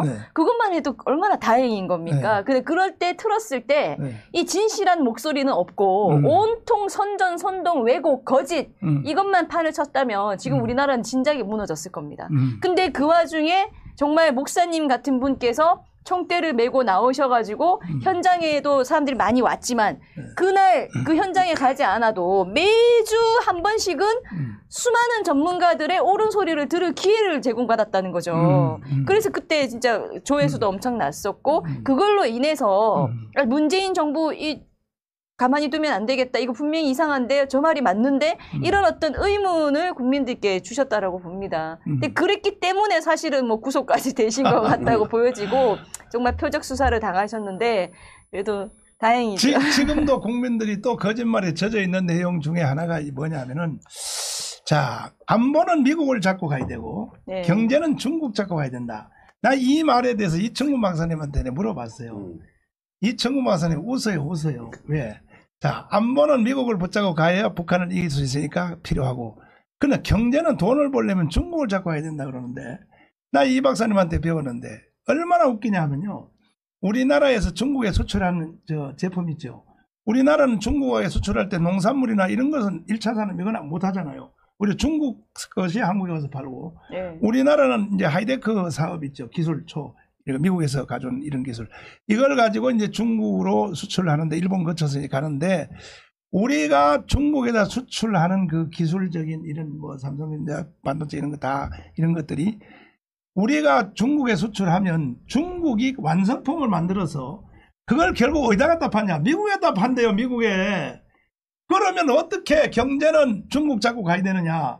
그래서 트럼프가 한 달 전에 그랬잖아요. 미국 기술로 만든 제품을 중국에 파는 나라는 용서하지 않겠다. 그거 보세요. 경제도 안 되는 거예요. 경제도 미국 잡고 가야지. 중국 잡고 간다는 말도 안 되거든요. 그런데 이 주사파 정부는 계속 그러한 아주 야리까리한 말이 마치 맞는 것처럼 예, 대비를 시키는데 그래가지고 국민들을 속여 먹거든요. 공산주의는 경제에서도 성공하지 못했다는 게 역사적으로 이미 증명된 것입니다. 그렇죠. 공산주의는 기본적으로 그 사상과 그 정부 주도의 경제이기 때문에 경제의 본질과 본능과 맞지를 않아서 그 성공할 수 없는 것이고요. 중국 같은 경우도 보시면 자기 나라만 커지죠. 그렇죠. 자기 나라만 커지지 중국 손을 잡고 우리가 경제를 한다는 건 말이 안 되는 겁니다. 맞아요. 근데 딱 그런 식으로 계속 또 미화시키고 중국을 우호적으로 보게끔 하고 이 뭐 중국 배우라든지 이제 중국 영화 뭐 요즘은 이상하게도 문재인 정부 들어서고 나서 제가 집에서 가끔 TV만 켜도 중화 드라마가 엄청 많아요. 기가 막혀요. 하여튼 완전히 그냥 친중, 친북으로 가버렸기 때문에 이럴 때 정말 우리 뿌리를 튼튼히 해야 되는데 지금 목사님 빼고는 또 크게 말씀하실 수 있는 분들이 좀 잠잠하고 계셔서 타격당하니까. 좀, 예. 젊은 애들한테 댓글 타격당하고 마치 모사를 저도요 옛날에 막 시달리고 막 반스 목사 막 시달릴 때 그때 우리 딸 한나가 미국서 그 일리노이 공대에서 공부를 하고 있었는데 전화를 와서 막 우는 거예요 나보고. 얼마나 상처가 아빠 무슨 아빠가 죄를 졌기에 아빠를 향하여 이렇게 대한민국에서 죽일 목사라고 하느냐. 나는 우리 아빠라는 말을 학교 가서 말도 못해 나는. 그렇게 울 때에 이야 저 마음이요. 그렇죠. 이래서 보수 우파 정상적 지도자들 중에도 속으로 다 알면서도 이 강도 같은 놈들한테 이렇게 당하기 싫어서 그냥 가만히 있는 거예요 사실은. 근데 저는 뭐 목사니까 뭐 동남풍아 부르라 서풍 부르라 소용없다 이거죠. 근데 자 이제 그 다음에 이제 마지막으로 한번 물어보겠습니다. 네. 제가 이제 그 황교안 대표님이 네. 당 대표가 된 뒤에 네. 네. 한기총을 방문을 했어요. 네. 그 제가 그때 한기총 대표 회장입니다. 네? 사실은 지금도 대표 회장이라고 봐야 됩니다. 저쪽 나쁜 놈들이 이제 날 잘라가지고 정지가 됐는데 그러면 한기총을 방문을 다 하게 돼 있어요. 총리들도 하게 돼 있습니다. 뭐 총리들이 취임하면 한기총하고 옆에 있는 그 조계종하고는 늘 들려요. 조계단체 듣는데 오셨기에 뭐 저 혼자 맞이한 게 아니라 한기총의 어른들, 뭐 전직 대표회장들 다 이제 그 함께 영접을 하다가 이제 덕담을 하는 중에 제가 이런 말을 했거든요. 장로가 대통령 된 것이 세 명이 있었다. 그러니까 이승만 대통령 됐죠. 그 다음에 이명박 됐죠. 그다음에 김영삼 됐죠. 근데 장로가 대통령 돼가지고 이승만 대통령 하나 빼고는 꼭 보면 말이야 잘하는 것도 들어있지만 보면 꼭 망신시켜 놓고 말이야 교회를 욕먹이고 그러니까 황교안 장로님은 사실 장로는 아니죠. 전도사죠. 근데 내가 덕담은 장로라고 해주고 혹시나 그 최후의 목표인 뭐 정치의 목적은 대통령이니까 거기 성공하면 제발 좀 잘하시라. 내가 이렇게 덕담을 했어요. 근데 이걸 선거법 위반으로 고발을 했어요. 근데 그거 했는데 그 부분에서 오늘 이 판례가 명확히 된 부분인데 한번 화면을 좀 바꿔주시면 좋을 것 같은데요. 여기 보시면 이렇게 돼 있잖아요. 목사님 한번 보시면 이 판결이 뭐냐면 그 경기도지사 이재명 지사의 판결입니다. 보시면 표현의 자유에서 자유로운 토론, 민주주의에서는 표현의 자유가 넓게 보장하는 것이 무엇보다 중요하다. 그리고 표현의 자유의 핵심은 뭐예요? 제 기능을 발휘하기 위해서는 그 생존에 필요한 숨쉴 공간, 즉 법적 판단으로서 자유로운 중립적인 공간. 지금 목사님께서 말씀하신 게 뭐예요? 우리나라 역사상 이승만 장로 모순쟁이 하면서 목회자로서 신앙인으로서 야 내가 보기에는 장로가 뭘 해야 된다라고 하는 것이 뭐냐? 법적 판단을 받지 않아도 되는 그 자유로운 공간. 자유롭게 말할 수 있어야 되지 않습니까? 그것이 바로 법적으로 표현한 숨쉴 공간이라 표현했던 거예요.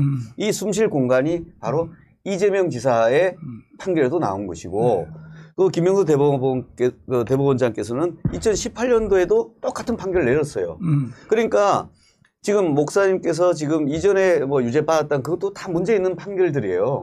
지금 보시면 이 표현의 정치적 표현의 자유라고 하는 부분을 전부 다 유죄라고 막 했지만 이게 지금 다 바뀌어져 있지 않습니까? 네. 지금 목사님 또 유죄 받았다는 것도 보면 사람들이 엄청난 범죄를 한 걸로 알고 있는데 네. 좋은 유튜브를 전송한 행위 아니겠습니까? 그렇죠. 그것도 지금 뭐라고 했습니까? 무제한 허용되는 거 법이 바뀌었습니다. 그런 것처럼 어떤 규제라는 것이 지금 무조건 하는 것이 아니라 저렇게 표현을 자유롭게 표현할 수 있고 정치적 의사 표현도 할 수 있어야 되고 또 종교적 표현을 자유롭게 할 수 있는 그런 부분이 있어야지 사람이 생존을 하고 그렇죠. 또 저 토론과 민주주의가 발전되지 않겠느냐라고 네. 하는 것을 사실은 이재명 지사의 전원합의체 판결에서도 냈습니다. 여기 보시면 전원합의체가 되어 있습니다. 네. 7월. 그 다음에 그 전에도 냈습니다.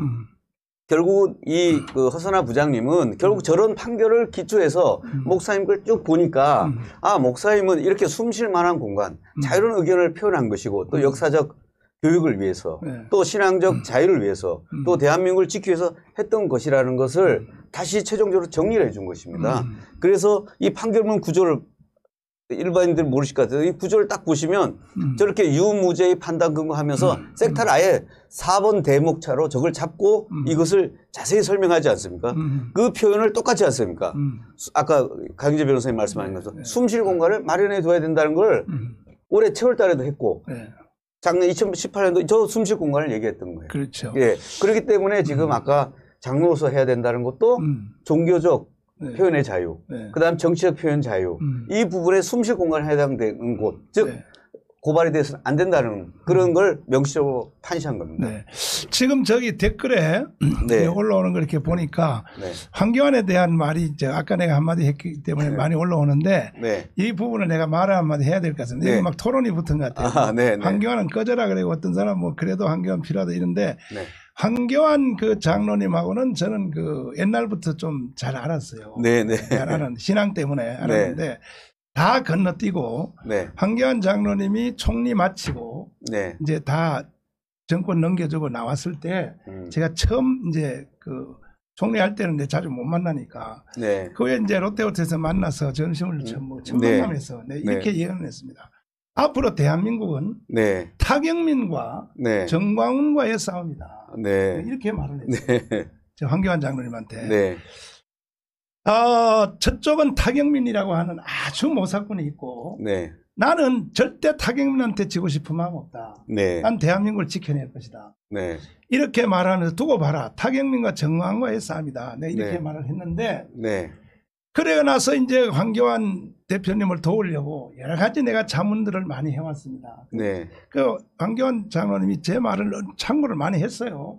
뭐 저 당 대표 취임하는 거래 등등 해서 그때는 지지율이 38% 왔었어요. 네. 가다가 어떻게 황교안 장로님이 미끄러져 갔냐 하면은 우리나라 원로 목사님 중에 몇 사람이 있어요. 네.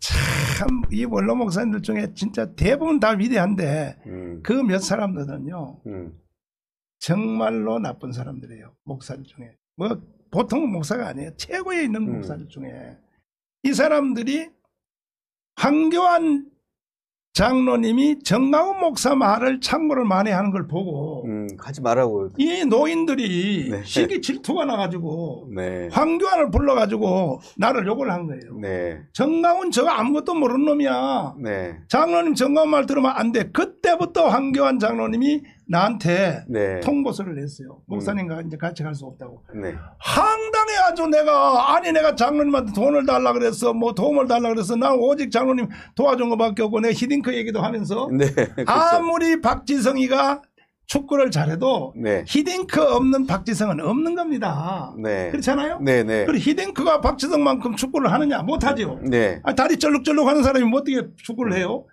그러나 히딩크는 밖에서 보면 박지성이가 어디로 뛰어서 포지션을 어디를 잡으면 볼이 글로 간다는 걸 뻔하게 알고 있는 거예요. 네, 네. 그래서 감독이 필요한 거예요. 네, 그렇습니다. 정치가들을요 아무리 정치 지가 잘한다고 들고 뛰어도 밖에서 자문하는 사람이 딱 보면요 엉망인 거예요. 엉망. 네. 우리 자유우파 지도자들 중에 김종인 할아버지도 마찬가지지만 저분들도 전부 황교안하고 똑같아요. 자기가 뭐 잘하는 줄 알고 천만에 만만해요. 당사자 눈에는 안 보여요. 경기로 말하면 감독이 보이는 거지 바깥에 있는 감독이. 네, 그렇죠. 감독의 말만 잘 들으면 이긴단 말이에요. 그 문재인은 왜 저렇게 능력 없는 사람이 대통령까지 하느냐. 문재인 아무도 몰라 내가 볼 때.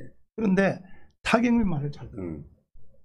명목적으로 듣는 거야. 써서 읽으라고 하면 읽고 그냥. A4 용지 가지고 대화할 때도 읽고. 네. 그러니까요. 나쁜 대통령이만 대통령까지도 되는 거예요. 우리 우파 지도자들은 보면요. 천재 같은 그 이승만 같은 천재적인 능력도 없으면서도 자문하는 사람들의 말을 오히려 강화문을 뭐라 그러냐. 네. 뭐 극우 세력이라 그러고 정강훈 또라이라 그러고 그러니까 안 되는 거예요. 그게. 그래서 내가 황교안 대표님 보고 그래요. 그럼 잘 먹고 잘 살아요. 끝나고 헤어졌는데 지금 아마 황교안 장로님은 크게 후회를 하고 어떤 기자가 그 인터뷰를 할 때 정강훈 목사에 대해서 묻더라고요. 황교안 장로님 그러더라고요. 후회하는 것 같아. 뭐냐냐. 정강훈 목사는 어떠냐고 묻는데 정강훈 목사님은 대단한 지혜가 있는 사람입니다. 이렇게 말하더라고요. 그래서 그걸 이제 알았냐.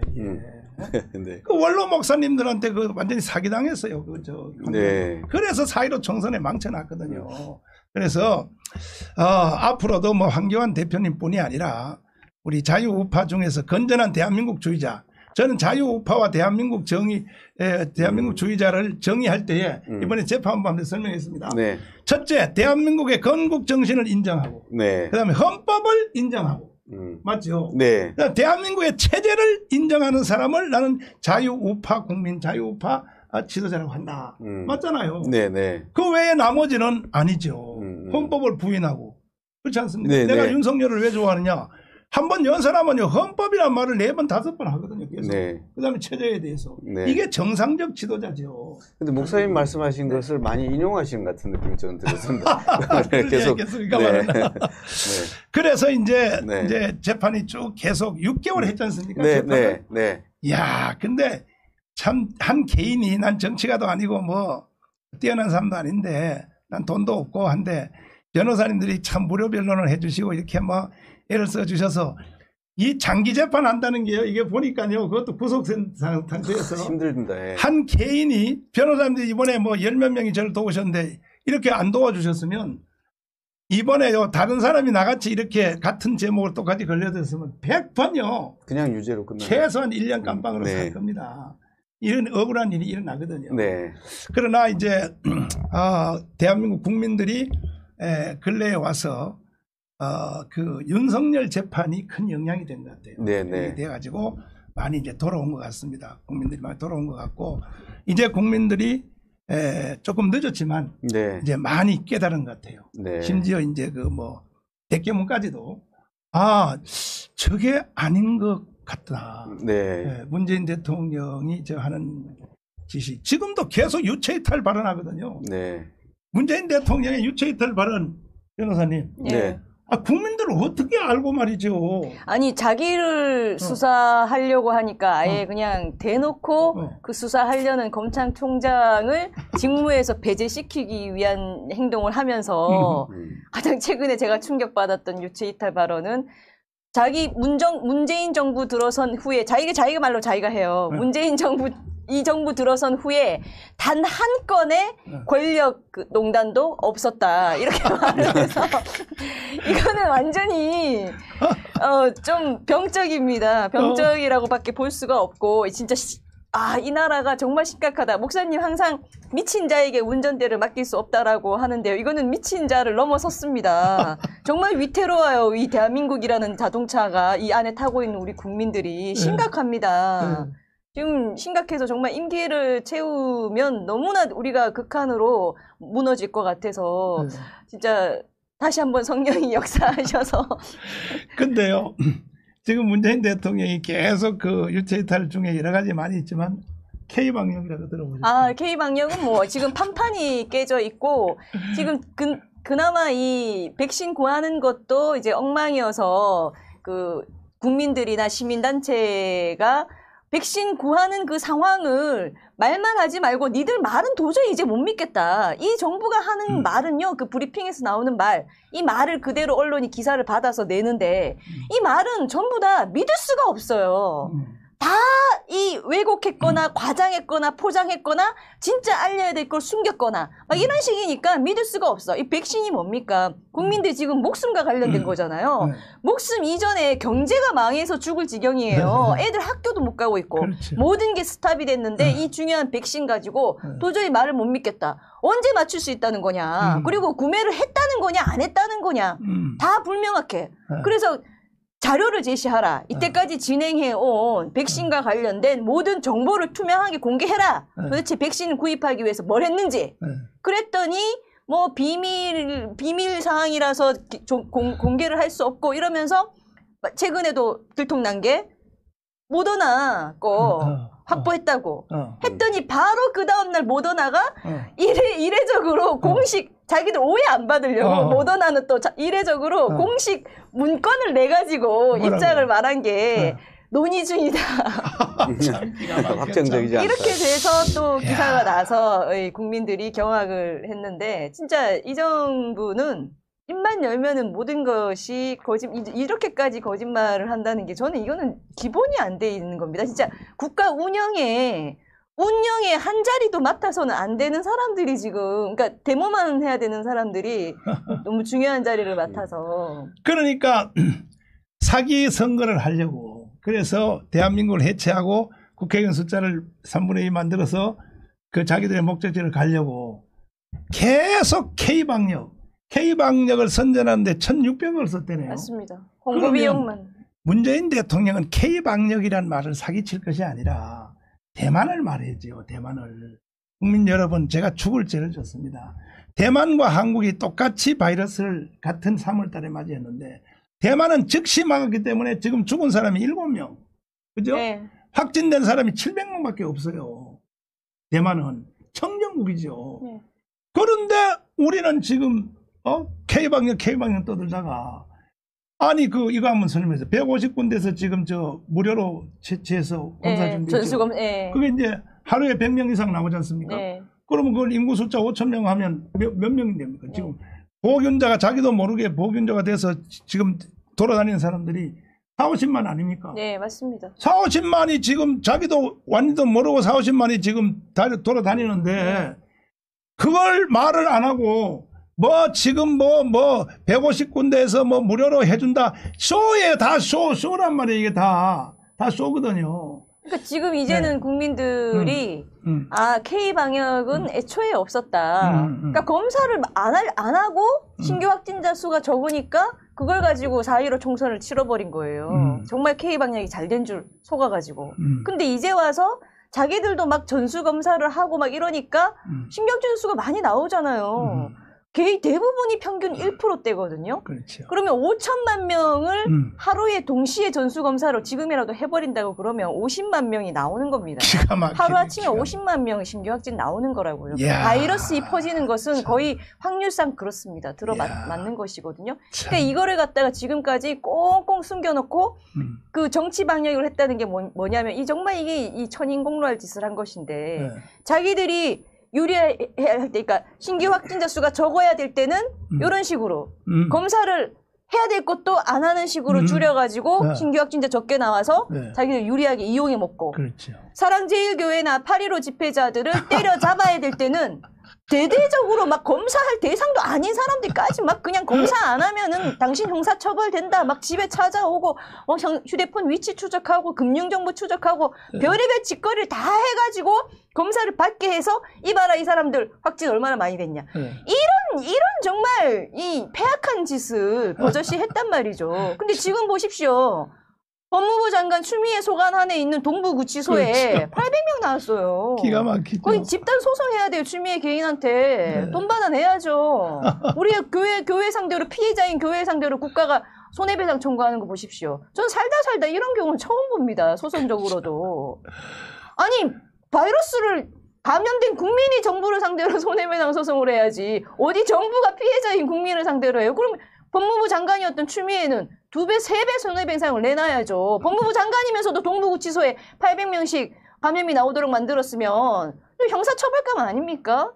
이런 말도 안 되는 짓을 하고 있는데 특별히 우리 교회를 탄압하는 걸 보니까 사실은 작년에 우한 바이러스가 처음 생겼을 때 그때 문재인 대통령이 딱 막았어야 되거든요. 지금 영국 변종 바이러스처럼 비행기 못 타게 해야 되거든요. 맞습니다. 그런데 오히려 그때 문재인은 뭐라 그랬냐. 4.15 총선을 이용해 먹으려고 중국 관광객을 초청을 했잖아요. 중국과의 관계를 국민 목숨보다 더 중요시한 거죠. 그러니까 청와대 정치적으로 뜰에 놀러 오라고 예. 이따위 짓을 했잖아요.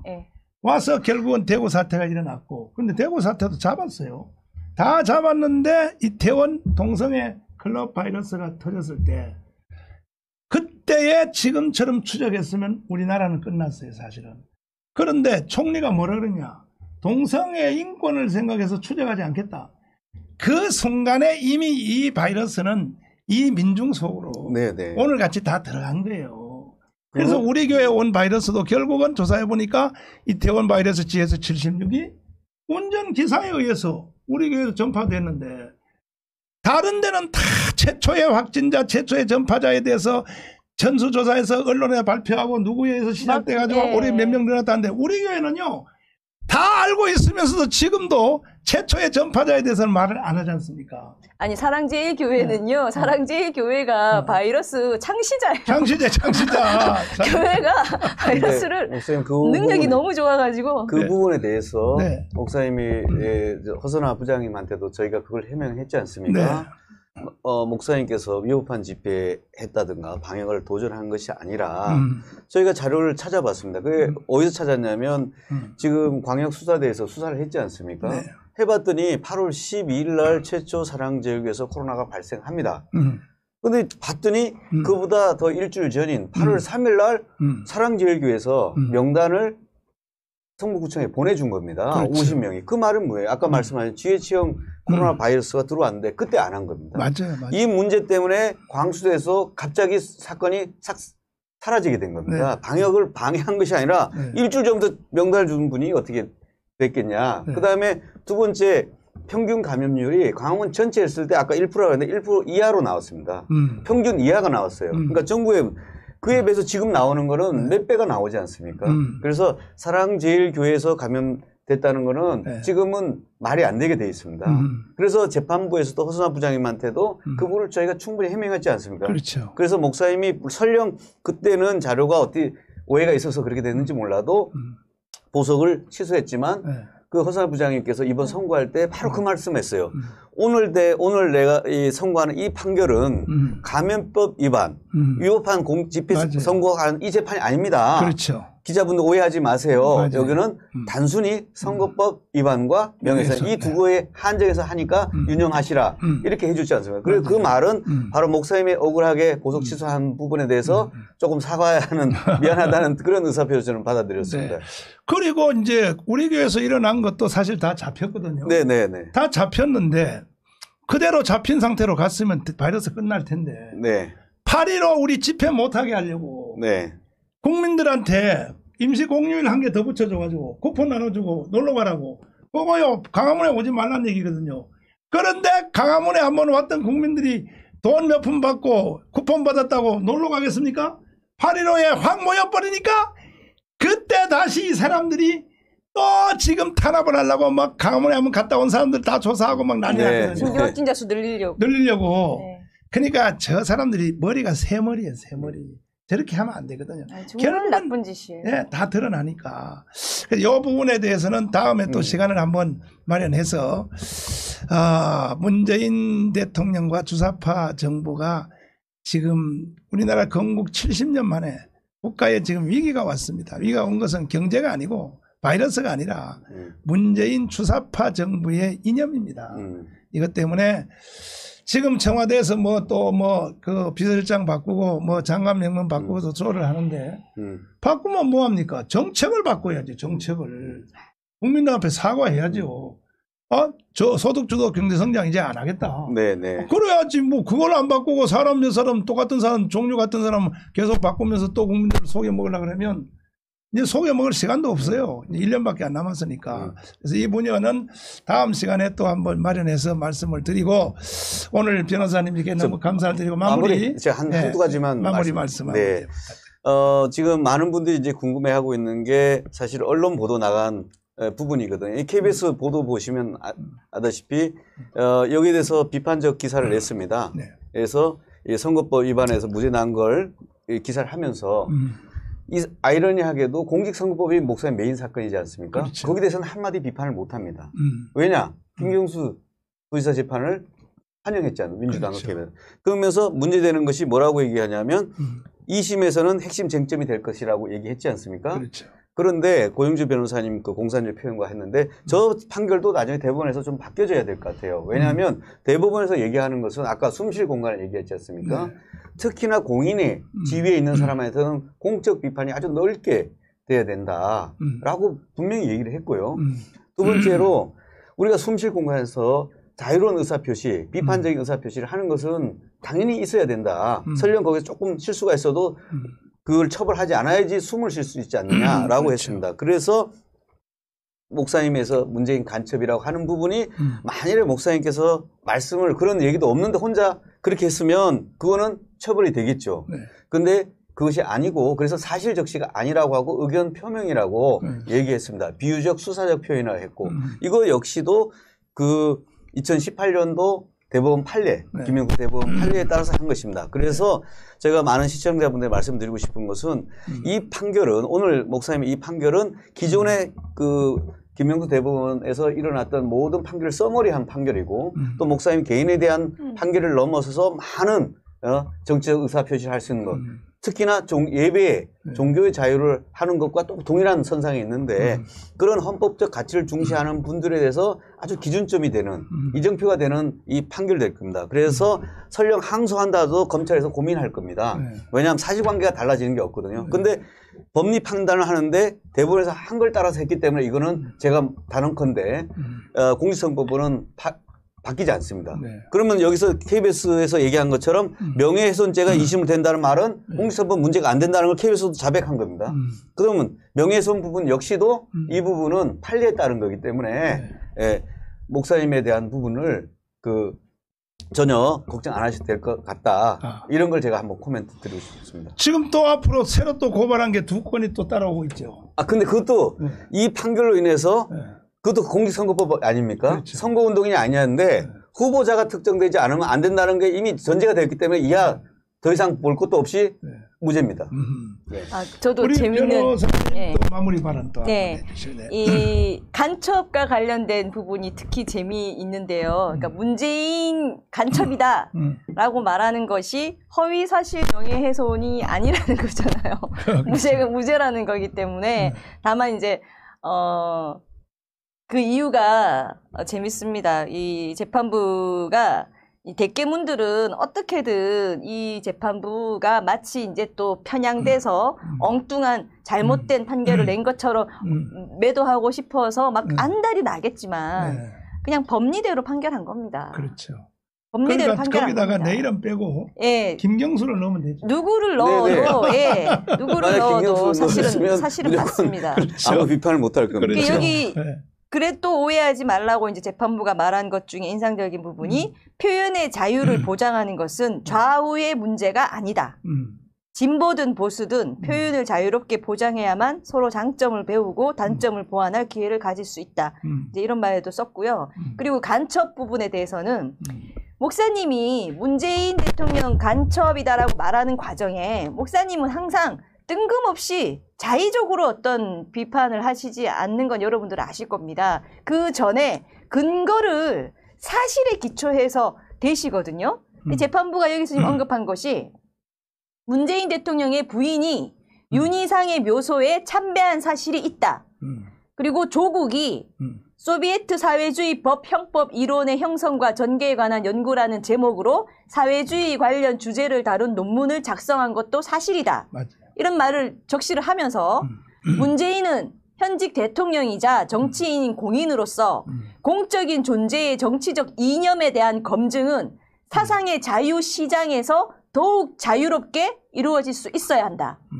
문재인 대통령은 사상 검증해야 된다는 말입니다. 이게 대통령인데 어떻게 사상 검증을 안 해요. 네, 대한민국 헌법에 맞는 대통령이냐 아니냐. 맞아요. 대한민국 헌법에 반하는 생각과 말을 하느냐. 그럼 바로 탄핵 사유거든요. 그렇죠.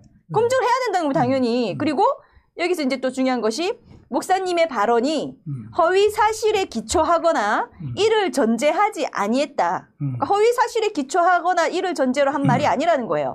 나름의 검증 결과로 제시된 표현들이다. 이런 것에 대해서까지 형사처벌의 잣대를 들이댈 수 없다. 이렇게 말을 했습니다. 참 대단했어요. 지금 거기서 한 말씀만 더 드리면 지금 보면 이 부장님께서 지금 그 강 변호사님 말씀하신 것처럼 목사님의 뜬구름이 한 게 아니라 그 부장님께서 8월 30일 날 성명을 구했어요. 진짜 목사님이 얘기한 부분 있지 않습니까? 여기서 문재인이 평창 동계 일평에서 이렇게 한 사실이 있냐? 증거를 내라. 그 다음에 김원봉을 국군 창시를 한 거 있냐? 그 다음에 이걸 동백나무 진짜 헌화했냐? 그 다음에 조국의 이런 논문이 있냐? 이걸 달라고 해서 저희가 다 증거 제출했어요. 그랬기 때문에 목사님은 이 부분에 대해서 무죄가 날 수밖에 없었던 것이고요. 그 다음에 마지막으로 보시면 후보가 언제 등록됐냐가 이제 재판 검사한테 물었잖아요. 그랬더니 이게 언제 등록됐더니 3월 27일, 6일, 7일 양일간 됐더라고요. 그 다음에 제일 마지막으로 이 검사님에 대해서 아주 뼈아픈 질문을 했어요. 이게 문재인이 대통령인지 개인인지를 밝혀달라고 했어요. 맞아요. 원래 기소할 때는 대통령 문재인을 했다가 맞아요. 문제가 될 것 같으니까 공적 지위니까 공상을 바꿨어요. 맞아요. 이미 그게 잘못됐다고 스스로 검찰에서 인정한 거예요. 그런데 정황 목사님께서 말씀하실 때 개인 문재인에 대해서 절대 한 적이 없어요. 왜냐? 그 영부인 자체도 대통령을 전제로 하는 거 아닙니까? 그렇죠. 개인 뭐 부인이 가서 했든 안 했든 문재인 대통령이 아니면 내가 문재인 대통령 말할 필요도 없고. 그렇죠. 예. 문재인 대통령이 뭐 개인으로서 간첩질을 하든지 뭐 하든지 그거 나하고 뭔 관계예요? 네. 대통령으로서는 그 짓 하면 안 된다는 거죠. 네. 대통령으로서는. 네. 존경하는 국민 여러분, 장시간 동안 여러분 들어주셔서 감사를 드리고 또 내일 또 저희들이 정말 민감한 주제를 가지고 또 여러분들에게 말씀을 한번 드리겠습니다. 왜냐하면은 지금 이건 제가 하는 말이 아닙니다. 한 시대의 국가를 경영해 보았던 노재봉 총리라고 아시죠? 또 얼마 전에 했던 바로 그 정홍 총리도 아시죠? 심지어 서울중앙지검에서 한 달 반, 두 달 전에 검사 37년을 했습니다. 윤석열보다 앞섭니다. 그런데 이 사람은 진급을 못해가지고 평검사로 37년을 근무하다가 퇴임을 하신 바로 그 정명호 검사님이 퇴임사에서 뭐라고 했느냐. 대한민국은 절체절명의 위기에 와 있다. 그분이 현직 검사로서 대한민국이 돌아가는 판세를 수사하면서 조사하면서 옆에서 조사하는 걸 다 봐가면서 최고의 베테랑의 그 검사가 은퇴하는 62살인가 된 분이 하면서 그런 말을 했습니다. 그러니까 저는요 기도하는 사람이기 때문에 조금 빨리 알았을 뿐입니다. 저는 작년 6월 8일 날 이미 나라가 이렇게 망가진 걸 알았고 지금 지도자들이 다 이제 나라 망한다 그래요. 그러니까 우리가 어떻게 세웠고 어떻게 지켜왔던 나라인데 지금 와서 대한민국을 해체하고 이걸 좌파한테 넘기고 또 저 북한의 그 주사파한테 넘기려고 하느냐. 저는 이러한 그 발언을 하기 전에도 우리 교회 안에도 좌파가 있어요. 대학생들이 있고. 내 걔들의 진심을 들어보려고 또 대화도 해보면요. 심지어 뭐라 그러냐면 이렇게 말해요. 목사님 어떻게 통이 그렇게 좁습니까? 그래 나를 보고 대학생들이 그 뭐냐 그랬더니 목사님 일단은 북한한테 넘겨주자고요. 나라를 통 크게 넘겨줘도 북한이 삼성전자 운영 못해요. 현대정책 운영 못하면 내놓을 수밖에 없어요. 네. 그래서 북한이 내놓으면 안 되지 너희들. 그때 민주화운동 다시 해서 김정은 아웃시키면 돼요. 이렇게 말을 해요. 네. 철없는 대학생들이. 네. 얼마나 뜬금없는 소리입니까. 북한에 일단 나라를 넘겨준 뒤에 그 후에 다시 민주화운동을 하자는 거죠. 네. 이런 실전적인 이야기들 내가 많이 듣고 말도 안 되는 말들도 내가 수도디 들으면서 그럼에도 국민들이 이제 올해 후반기에 들어서서 작년 그러니까 작년 7월달 들어서서 국민들이 이제 돌아온 것 같아요. 네네. 제일 먼저 빨리 돌아선 단체는 검사님들입니다. 역시 검사님들은 뭐 99%가 서울중앙지검 이성윤인가요?